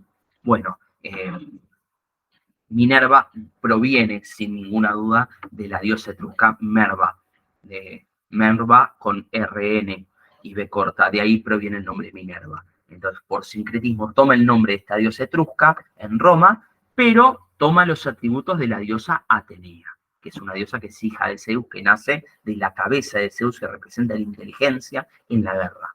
Es la diosa de la guerra, pero a diferencia de Ares, no es la guerra que deja destrucción, es la guerra táctica, la guerra que bien planificada te permite conseguir la victoria. Entre otras cosas, Atenea va a ser la que se le va a ocurrir la idea de crear un caballo para que caiga la ciudad de Troya. Le va a soplar esa idea a Ulises, a Odiseo, y Odiseo la va a implementar y va a conseguir la victoria en la guerra de Troya. Estos tres dioses, Juno, Minerva y Júpiter, tomaban decisiones en conjunto y gobernaban los tres la ciudad de Roma. A Júpiter se le atribuyen tres rayos, uno en Roma, uno era para advertir, otro para un aviso mucho más serio, que tenía que ser aceptado por todos los dioses, y otro mucho más poderoso, que solamente podía ser utilizado con el permiso de dioses ocultos ante los otros dioses de la dinastía olímpica. Lo curioso es que el nombre Júpiter, el nombre romano de Júpiter, que es el equivalente a Zeus, también proviene del nombre Zeus. Júpiter proviene de la frase Zeus Pater, que quiere decir Padre Zeus en latín. Probablemente por influjo del sánscrito la frase quedó Zeus Pitar, que quiere decir padre. Pitar es padre en sánscrito. Entonces Zeus Pitar, Sus Pitar, Júpiter, Júpiter terminó quedando. Entonces Júpiter originalmente significaba Zeus Pater, padre Zeus. O sea que también conlleva en su etimología el nombre de Zeus en la antigua Roma. Zeus era un dios que también fue adoptado por los indoeuropeos, fue introducido después en Grecia, sobre todo cuando los indoeuropeos fueron desarrollándose y expandiéndose por la península de los Balcanes, los pueblos heleno-aqueos recién a partir del segundo milenio antes de Cristo, y se cree que la raíz de Zeus proviene de la raíz din, que significa cielo. Sí. Zeus, para entenderlo, acá lo marqué con mayúscula para que se entienda bien, es un dios, si bien es el dios del rayo, el rey del Olimpo, es un dios que simboliza el orden y la justicia en la tierra. Pero sobre todo la palabra orden me interesa destacar. Esto nos va a ayudar a entender por qué actuaba como actuaba. Fíjense acá, voy a mostrar las parejas e hijos de Zeus. La cantidad de parejas que Zeus tuvo. Su primera esposa fue Metis, la Oceánide. Va a tener a Atenea Y así se acuerdan como Urano le dijo a Cronos, tu hijo te va a desterrar. Cronos, cuando perdió la titanomaquia, le dijo lo mismo a Zeus. Tu primer hijo varón va a ocupar tu lugar y te va a desterrar. Entonces, ¿qué idea se le va a ocurrir a Zeus? No va a ser comerse a los hijos, pero sí va a ser comerse a su esposa. A Metis se la va a comer. Entonces va a tener primero a Atenea, en algunas versiones Atenea nace de la cabeza de Zeus, y el segundo hijo varón, que va a ser aquel que lo iba a derribar, le iba a destronar a Zeus en el futuro e iba a reinar el Olimpo, nunca van a ser. Va a ser un dios que no llegó a nacer, no lo conocemos. Por eso Zeus va a ser el dios que va a quedar reinando en el Olimpo a perpetuidad. Con la Titánide Temis va a tener a las Horas, o las Parcas, la paz, disciplina y justicia, y a las Moiras, que son tres viejitas que personificaban el destino. Con Eurínome va a tener a la, que era un Oceánide, va a tener a las Gracias, que eran tres chicas jovencitas, muy bellas, que bailaban haciendo una especie de ronda y traían alegría a la gente que las veía y hacían que las plantas florezcan también. También fíjense el número 3, las Gracias, ¿no? Como aparece mucho el número 3 en la mitología grecolatina. Con la Titánide Nemósine, la memoria, la encargada de la memoria, va a tener a las musas, primero 3 y después se amplió el número a 9, que van a representar diferentes ramas de las artes. Las musas vivían en el monte Parnaso con Apolo y lo que hacían era soplarle al oído de la gente y poder inspirarlas en diferentes ramas del arte. Había cada musa que se encargaba de una rama artística diferente, de la tragedia, de la égloga, de la música, demás. Con Demeter, su hermana, va a tener a Perséfone, ya lo conocimos el mito del rapto de Perséfone. Con Leto va a tener a dos mellizos que van a ser Artemisa y Apolo. Con Hera, su última esposa, va a tener a Hebe y Litia y a Ares, el dios de la guerra. En algunas versiones va a tener también Hefesto. En algunas versiones la tiene Zeus, lo tiene con Hera. En otras versiones Hera lo tiene solo. Así como Zeus tiene solo a Atenea, se lo saca de la cabeza. En otras versiones Hera se lo saca del muslo a Hefesto. Pero bueno, hay quien dice que Hefesto es hijo de los dos, de Zeus y de Hera. Por eso pueden ser 3 o 4 hijos que tengan con Hera. Después va a tener hijo con Maya, que es una Atlántide, una de las Pléyades, va a tener al dios Hermes, este dios Psicopompo y Heraldo, y con diferentes mortales va a tener hijos también. Con Semele va a tener a Dioniso, con Alcmena va a tener a Heracles, con Dánae va a tener a Perseo. ¿Por qué tiene tantos hijos y está casado? ¿Para qué tantas infidelidades? Porque es un dios ordenador. Él procrea, él tiene hijos para ordenar el mundo. Explico esto.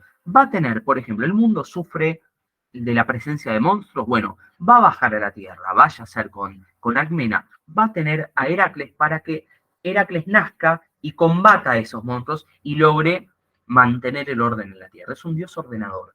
De hecho, una de las representaciones de Zeus es con dos ánforas. Dos ánforas son como dos vasijas que los romanos las llenaban de vino. Bueno, en esas dos ánforas va a tener en una cosas buenas y en otra cosas malas. Entonces, según él cómo estaba, si estaba enojado, mandaba cosas malas a la gente. Mandaba pestes, inundaciones, sequías, enfermedades.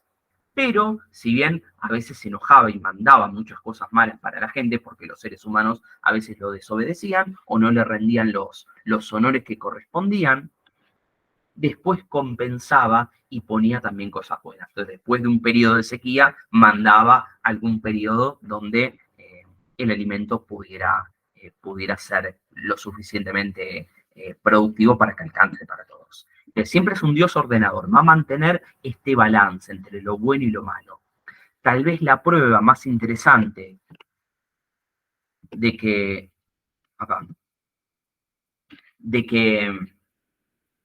él no hace lo que quiere, sino que mantiene siempre un orden, es la creación de las Moiras. Las Moiras eran tres viejitas que se encargaban de asignarle el destino a las personas. Él va a ser el padre de las Moiras, y él tranquilamente podría haberse encargado, siendo rey del Olimpo, podría haberse encargado él mismo de asignarle el destino a las personas. Él delega la posibilidad de asignar el destino a los dioses, a las personas, y se lo cede pura y exclusivamente a las Moiras. Aunque a veces las Moiras le asignaran a los dioses destinos que él no quisiera, que él no está de acuerdo. Él, si bien puede, siempre va a decidir no interferir. Las moiras, lo que hacían, la primera era tejer un hilo por cada persona y ese hilo podía ser blanco o dorado o con partes de color negro. Las partes blancas o doradas era el destino bueno de las personas. Cuando una persona tenía una vida alegre, feliz, contenta, con buenos momentos, tenía un hilo blanco. Cuando aparecían pedacitos negros en ese hilo, era que iba a tener momentos trágicos. Entonces, la primera moira tejía el hilo de las personas. La segunda lo marcaba, a ver si era más largo o más corto. Un hilo más largo implicaba una vida más larga. Un hilo más corto implicaba que ibas a morir más de joven. Y la tercera se le llamaba atropos, que quiere decir la inflexible, era aquella que cortaba el hilo. No importa si el hilo era blanco, dorado o era negro, no importa si era más largo o más corto, atropos, la inflexible, siempre terminaba en algún momento cortando el hilo. Cuando el hilo se cortaba, la persona moría. Por eso se le llama inflexible. La muerte sabemos que es lo más democrático que hay. Nos iguala a todos como humanos. Seremos ricos, seremos pobres, viviremos más, viviremos menos, viviremos con salud o con enfermedades, pero todos en algún momento vamos a fallecer. Es nuestra condición humana que nos iguala. Eso es producto de Atropos, lo inflexible que siempre terminaba cortando el hilo. Entonces, Zeus a veces se lamenta del destino que las moiras le atribuían a los hombres o le atribuían a ciertos dioses, y sin embargo siempre va a decir no interferir para no romper el orden natural de las cosas. Entonces, para cerrar esta clase, un breve repasito porque yo dije que estos 6 primeros hijos que tienen Cronos y Gea son los 6 dioses olímpicos. Habíamos visto a Hestia, habíamos visto a Deméter, Hera, Poseidón, Hades y Zeus. Pero se habla de una segunda generación de dioses olímpicos que son otros 6 que van a ser los hijos que van a tener. Entonces, brevemente, simplemente para conocerlos, vamos a tener a Atenea, la diosa de la sabiduría y de la guerra, esta hija que va a tener Zeus con Metis, esta primera esposa, como él se la come y no llegan a ser el segundo hijo, Atenea la saca de su cabeza. Es un símbolo de que ella va a ser una diosa con plena inteligencia. Atenea va a ser la diosa de la guerra, pero a diferencia de Ares, porque Ares, fíjense, acá muestra una imagen, Ares también es el dios de la guerra. ¿Por qué dos dioses? No tiene sentido que haya una diosa de la guerra y un dios de la guerra diferentes. Porque era la guerra entendida desde dos conceptos totalmente antinómicos. Ares es el dios de la guerra, va a ser hijo de Zeus e hijo de su esposa, de Hera. En cambio, Afrodita va a ser hija de Zeus con Metis. Afrodita no, perdón, Atenea. Ares es el dios de la guerra que solo deja muerte, que deja destrucción. El dios de la sangre, inclusive. La guerra que solamente deja pérdidas, deja destrucción. En cambio, Atenea va a ser la diosa de la guerra táctica, la diosa de la sabiduría, la diosa que se le va a ocurrir una buena estratagema para conseguir la victoria. Hermes, el hijo que va a tener con la playa de Maya, Zeus va a tener con Maya, a Hermes va a ser un dios mensajero que para que Hera no descubra la infidelidad, a Hermes lo va a tener oculto en una cueva. Y en esa cueva, al cuidado de Hermes, va a estar Apolo. Entonces Apolo le va a obsequiar sus poderes oraculares a Hermes. Hermes va en un dios que ya desde chiquito se caracterizó por ser muy inteligente, con un caparazón de tortuga y tripas de cordero, construyó una lira y le obsequia la lira a Apolo. Por eso Apolo se lo representa siempre con la lira, que es el dios de la adivinación, el dios Sol también, pero además es el dios de las artes. Acuérdense que vive con las musas, que las que son las que posibilitan el arte en los humanos, las que nos dan la inspiración para lo artístico. Es un dios, es el dios de las artes y de la música, Apolo. Bueno, esa lira se la regala y se la arma el mismísimo Hermes. Hermes también raspando palitos, crea la primera fogata y crea el fuego. Para los humanos, el fuego lo inventó Hermes. Va a estar Apolo, el dios de la luz, la adivinación y las artes, con una historia muy, muy curiosa junto a su hermana Artemisa. Hera estaba harta de las infidelidades de Zeus. Zeus va a bajar a la tierra, va a tener un amorío con Leto y va Leto va a quedar embarazada. Sin embargo, Hera se va a dar cuenta antes de que nazcan y va a secuestrar Hera a su propia hija Ilitia. Ilitia, la diosa de Hera y Zeus, era la diosa de los partos, la diosa que daba luz. Si esa diosa no estaba presente, Leto no podía dar a luz. Entonces Leto va a estar sufriendo dolores de parto, imagínense con lo que duelen los dolores de parto, semanas y meses sin poder dar a luz. Cuando el dolor no puede más, va a aparecer Iris, que es la aurora, que era la mensajera de las diosas. Los griegos creían que Hermes era el mensajero de los dioses, e Iris, la aurora, era la mensajera de las deidades femeninas. Iris o Aurora le va a llevar un regalo, que es un collar de oro y piedras preciosas, a Hera, para que Hera se distraiga y devuelva a Ilitia. Entonces, Hera, muy contenta con el collar, va a decir, bueno, además sí, que vaya Ilitia y que tengan a los hijos. Y la va a liberar, y así Leto va a poder tener a sus dos hijos, que van a ser Apolo y Artemisa. Primero van a ser Artemisa, pero Leto tenía mucho miedo de que Hera se enoje y se dé vuelta, y diga, listo, me arrepiento, los voy a matar a los chicos. Entonces, ¿qué hacen? Hacen que Artemisa ya nazca adulta, y van a ser adulta para ayudar a su madre Leto a tener al segundo hijo, que va a ser Apolo. Apolo sí va a nacer bebé, pero va a crecer rápido para poder defenderse. Van a acelerar el tiempo para que se haga adulto de manera rápida. Entonces dice el mito que Artemisa quedó tan choqueada de ver cómo era un parto, pues lo primero que vio cuando nació, ya nació de adulta, y le tocó presenciar un parto, que decidió mantenerse virgen. Artemisa, la diosa de la cacería, es una diosa virgen también. Apolo va a cuidar a Hermes, va a ser el dios de la adivinación, precisamente porque en uno de los mitos se va a enterar que hay un monstruo que se llamaba Pitón, presumiblemente una especie de dragón, que se fue de su oráculo. Su función era ser un monstruo oracular, se escapó de su oráculo y empezó a azotar a la población. Entonces, Apolo, con sus flechas, lo va a flechar y lo va a matar al monstruo Pitón. Al darse cuenta que ese monstruo era el encargado de ser el oráculo en Delfos, va a tener él que suplir el papel de Pitón. Entonces, Apolo va a pasar a ser un dios oracular, va a poder ver el futuro. Cuenta uno de los mitos que, si bien era un dios muy hermoso y muy bello, uno podría pensar que podría tener a la pareja que quisiera, y sin embargo, casi nunca, en los mitos siempre le va mal en el amor.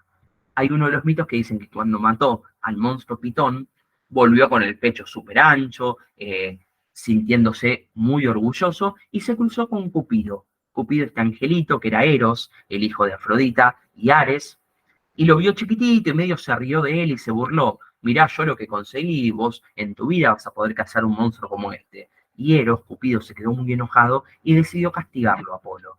Lo flechó a Apolo con la flecha del amor, para que Apolo se enamore de una jovencita que se llamaba Dafne. Pero Cupido tenía dos tipos de flechas. Una, la flecha del amor, con la cual te flechaban y quedas enamorado de esa persona, y la otra, la flecha del odio, que vos te flechaban y odiabas a la otra persona, no la podías ver. Entonces, Cupido lo va a castigar a Apolo, le va a flechar con la flecha del amor, por lo tanto, Apolo se va a enamorar de Dafne, pero a Dafne la va a flechar con la flecha del odio. Entonces, Cupido va a amar a Dafne y Dafne va a odiar a Apolo. Apolo se le va a intentar acercar y Dafne se va a ir corriendo. Entonces, Apolo, desesperado, no puede tolerar tal desdén y empieza a perseguirla. Y Dafne empieza a correr cada vez más rápido. Llega un momento que Dafne se da cuenta que no se va a poder escapar siempre del dios, que el dios se le está acercando y eventualmente la va a alcanzar, y como lo odia, no lo puede ni ver por esta flecha, le pide por favor a los dioses que lo ayuden, y los dioses la empiezan a transformar. Este relato aparece en la Metamorfosis de Ovidio también, de Publio Ovidio Nasón. Los pies se le empiezan a enraizar en el suelo, y cuando Apolo llega hasta ella, descubre que ya no es más una mujer, sino un árbol. Y no cualquier árbol. Dafne, en griego, significa laurel. Este mito nos cuenta el origen del laurel. El laurel originalmente era esta chica que se escapaba de Apolo.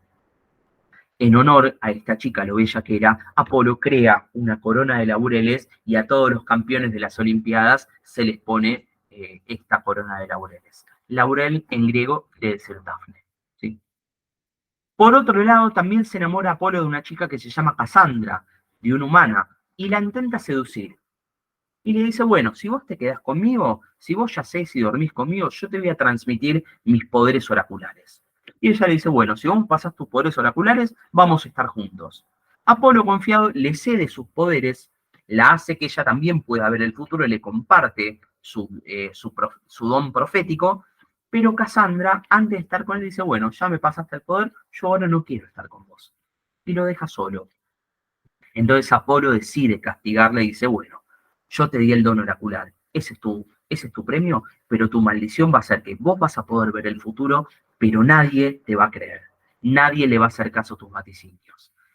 Y Cassandra da la casualidad que estuvo en Roma y estuvo gritando a los cuatro vientos que por favor no dejen entrar el caballo porque iba a implicar la caída de Roma, porque ella vio el futuro. Y por esa maldición que le impuso Apolo, nadie le dio pelota y la ciudad de Roma terminó cayendo igual. La ciudad de Troya, perdón, terminó cayendo igual. Así que en todas sus historias amorosas generalmente le fue mal, excepto en el Monte Parnaso, donde vive con las 9 musas y puede usar a las 9 como parejas de él. De hecho, acá tenemos restos, presumiblemente, del templo de Apolo en Delfos. El templo de Apolo de Delfos tenía esta escritura en la entrada que quiere decir conócete a ti mismo, que parece una cuestión más psicológica, pero en realidad no tenía que ver con algo psicológico, tenía que ver con conocer tu lugar en el mundo. No te creas superior a lo que sos. Acá diríamos, ubicate en tu casillero, ¿no? Ubicate en tu palmera. No te creas más de lo que no sos. Esto era para evitar que la gente cometa el pecado de la ibris o ubris. Era el pecado de la soberbia, cuando un hombre se creía que estaba a la altura o que era superior a un dios. Habíamos dicho antes que los dioses no eran modelos de comportamiento. El hombre no tenía que tratar de ser como los dioses. Los dioses eran caprichosos, eran vengativos, había que temerles. El hombre tenía que tratar de ser como los héroes. El peor pecado que podía haber para los griegos era el de la ibris. Tratar de creerse que estábamos a la altura de los dioses. Básicamente, Artemisa, Atenea y Apolo van a ser los tres dioses que más van a castigar los casos de ibris. Por ejemplo, hubo una mortal, no recuerdo el nombre ahora, que había tenido 14 hijos y se había burlado de Leto. Leto, la mamá de Apolo y Artemisa, ¿no? Dijo, mira, yo tuve 14 hijos y vos tuviste 2 solamente. Al creerse superior que la diosa, Apolo y Artemisa, con sus arcos y flechas, mataron a flechazos a los 14 hijos de esta mujer. O sea, los castigos en la mitología griega eran implacables para aquel que intentara desafiar a los dioses. Los dioses había que temerles y obedecerlos. Bueno, Ares, dios de la guerra, siempre va a quedar como un perdedor frente a su contraparte Atenea, la diosa de la guerra bien pensada. Era un dios que traía solo frustración, muerte, destrucción, odio, y que en la mitología romana tuvo un proceso de sincretismo con un dios etrusco que se llamaba Maris, que era un dios que originalmente era como un espíritu de la cosecha, de la agricultura. Bueno, los romanos tomaron el nombre de este dios etrusco Maris y lo adaptaron por sincretismo al dios Ares griego. Entonces surgió la figura de Marte. Pero había una diferencia en la concepción. Si bien Ares era un dios violento, destructivo, Marte para los romanos era el dios que si vos le rezabas y lo adorabas, te permitía obtener la victoria en la guerra. Fue un dios altamente reverenciado por los romanos. Por eso acá es importante romper el prejuicio de que la mitología romana está copiada de los griegos. Es verdad, tomaron muchas de las historias, pero la adaptaron y por proceso de sincretismo la adaptaron a su cultura y a su propia creencia. Entonces, la imagen de Ares en Grecia es totalmente diferente a la concepción que los romanos tienen de Marte. Hefesto es un dios herrero o artesano, es el dios de la fragua. En algunas versiones dicen que lo tuvo Hera con Zeus y en otras que Hera lo tuvo solo. Hera estaba celosa de Zeus, que Zeus había tenido de la cabeza, se había sacado a Atenea solo. Bueno, ella se sacó de un muslo, también procreó sola a Hefesto. Pero cuando lo sacó vio un dios feo, deforme, y lo arrojó a la tierra. Hefesto, cuando nació de bebé, cayó durante 8 días por el monte Olimpo y como era un dios, por suerte no murió, pero cayó en la tierra. Pero de ese accidente quedó con graves secuelas, quedó cojo, quedó rengo de una pierna. Entonces empezó a vivir debajo de la tierra, se negó a vivir con los otros dioses, precisamente por ese desdén que había sufrido. De hecho, a los dioses les pedía, es el dios de la fragua, los dioses les pedían que construya armamentos, armas y demás, y él podía construirlas. vivía debajo de la tierra y cuando se enojaba creían los romanos que, por ejemplo, producía la lava de los volcanes. Su nombre en Roma era Volcano, de ahí proviene la palabra volcán. Era efecto cuando estaba enojado debajo de la tierra que hacía temblar todo y que el magma saliera en forma de lava. Cuenta el mito que un día Zeus lo fue a buscar y dijo, bueno, lo hizo sin querer, era buscar la forma de reconciliarte con ella, volvé, viví con nosotros en el Olimpo, vos sos un dios, tenés derecho a vivir como tus hermanos. Y él aceptó volver al Olimpo para reconciliarse con una condición, que le dieran como esposa a la diosa más hermosa de todas. Y es así que Hefesto, el dios más feo, se terminó casando con Afrodita, la diosa de la belleza. Uno dice, ¿por qué juntar a Hefesto tan feo con Afrodita tan bella? Porque los dos son dos caras de la misma moneda. Afrodita es la diosa de lo bello, de la belleza, del amor sexual, la que incita el deseo. Hefesto no es el dios de lo bello, pero es el dios de lo potencialmente bello. Hefesto es el dios que agarra una piedra fea, rudimentaria, y la pule y saca un diamante. Es el dios que por su trabajo puede transformar lo feo en algo hermoso. Por eso se lo emparenta con Afrodita, la diosa de la belleza. Por supuesto, Hefesto, si bien va a ser el marido oficial, va a tener que sufrir las constantes infidelidades de Afrodita. Hay un mito donde él los va a atrapar en una especie de red invisible a Afrodita con Ares teniendo relaciones y va a llamar a los otros dioses para que lo vean y los dioses medio que los terminan perdonando y le dicen, bueno, el Olimpo es así, estas cosas pasan y los tiene que soltar. Pero este tipo de infidelidades las va a sufrir mucho efecto. Y por último, Dioniso, el dios de la vid y el vino, que su nombre significa Dioniso, el dos veces nacido. ¿Por qué nace de esta manera? Va a ser hijo de una mortal y de Zeus. Una mortal que se llama Semele, que va a yacer con Zeus, y de esto se va a enterar Hera. Hera, siempre celosa, se va a transformar en una criada, se va a hacer pasar por una criada de Semele, y la va a engañar a Semele. Le va a decir, no, mira, con la persona con la que vos estuviste no es Zeus, es un impostor, es una persona falsa que se hizo pasar por Zeus. Si vos querés saber si realmente es Zeus, le tenés que pedir que se muestre con todo su poder. Entonces Semele, cuando vuelve a ver a Zeus, le dice, bueno, yo no creo que seas vos. Para que sea eso, mostrate con todo tu poder. Y Zeus le dice, no, no, pero te puede hacer mal si me muestro con todos mis rayos. Vos sos mortal. Y le insiste tanto que Zeus se olvida que ella era mortal y obviamente despliega toda su fuerza, todos sus rayos y Semele queda cocinada. Muere carbonizada. ¿Qué problema tenía? Semele ya estaba embarazada. Entonces, Zeus, sabiendo que ya estaba embarazada, va a retirar el feto de la panza a Dionisio, que todavía no nació, de la panza lo va a sacar y se lo va a incrustar en el muslo. Por eso Dionisio va a ser el dos veces nacido. Nació de la panza y luego se va a gestar, se va a terminar de gestar en el muslo de Zeus. Bien, va a ser un dios que va a residir en Tebas, va a ser un dios errante, orgiástico, libre, el dios del vino, de la juerga, el descontrol, lo que produce el vino, las consecuencias de la borrachera. Hay un mito que cuenta cómo se encontró con el rey Penteo, el rey de Tebas. El rey de Tebas era todo lo contrario a Dioniso. Dioniso era un dios que iba por los bosques y organizaba fiestas sexuales, orgías y demás, donde obviamente había todo tipo de excesos, y se encuentra con este rey Penteo. Penteo lo manda a encarcelar y en medio de la fiesta que encuentra el rey Penteo con sus súbditos, encuentran un sacerdote. Obviamente un sacerdote en este tipo de fiestas era altamente penado. Lo ponen preso a ese sacerdote y después Penteo descubre que ese sacerdote no era un monje, sino que era el mismo Dioniso disfrazado. Y Dioniso le dice, vení, vos querés ver lo que es realmente una fiesta, yo te voy a mostrar qué es lo que pasa en tu sociedad, lo que vos no ves. Lo lleva a la fiesta y descubre que en medio de la fiesta, en medio del acto sexual, en medio de una orgía, estaba la madre del rey Penteo. Penteo estaba escondido en un árbol, en una especie de arbusto, y cuando descubre que ve a su madre en medio de una orgía, se le escapa un grito. La madre escucha un ruido del arbusto, pensando que es una fiera, algún animal, lo corta el arbusto con una espada y lo mata a Penteo. Este mito muestra las dos caras de Tebas.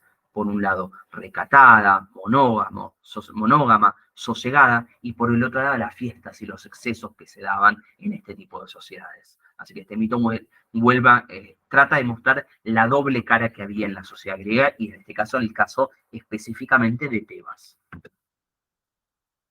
Obviamente, por un lado, una sociedad también nómade, porque vivían en los bosques, era un dios errante, recuérdense, recatada, alocada, y por el otro lado, obviamente con las fiestas paganas que se celebraban, y por el otro lado, el lado más recatado, más tranquilo, más sedentario de la sociedad de Tebas ya establecida, ¿no?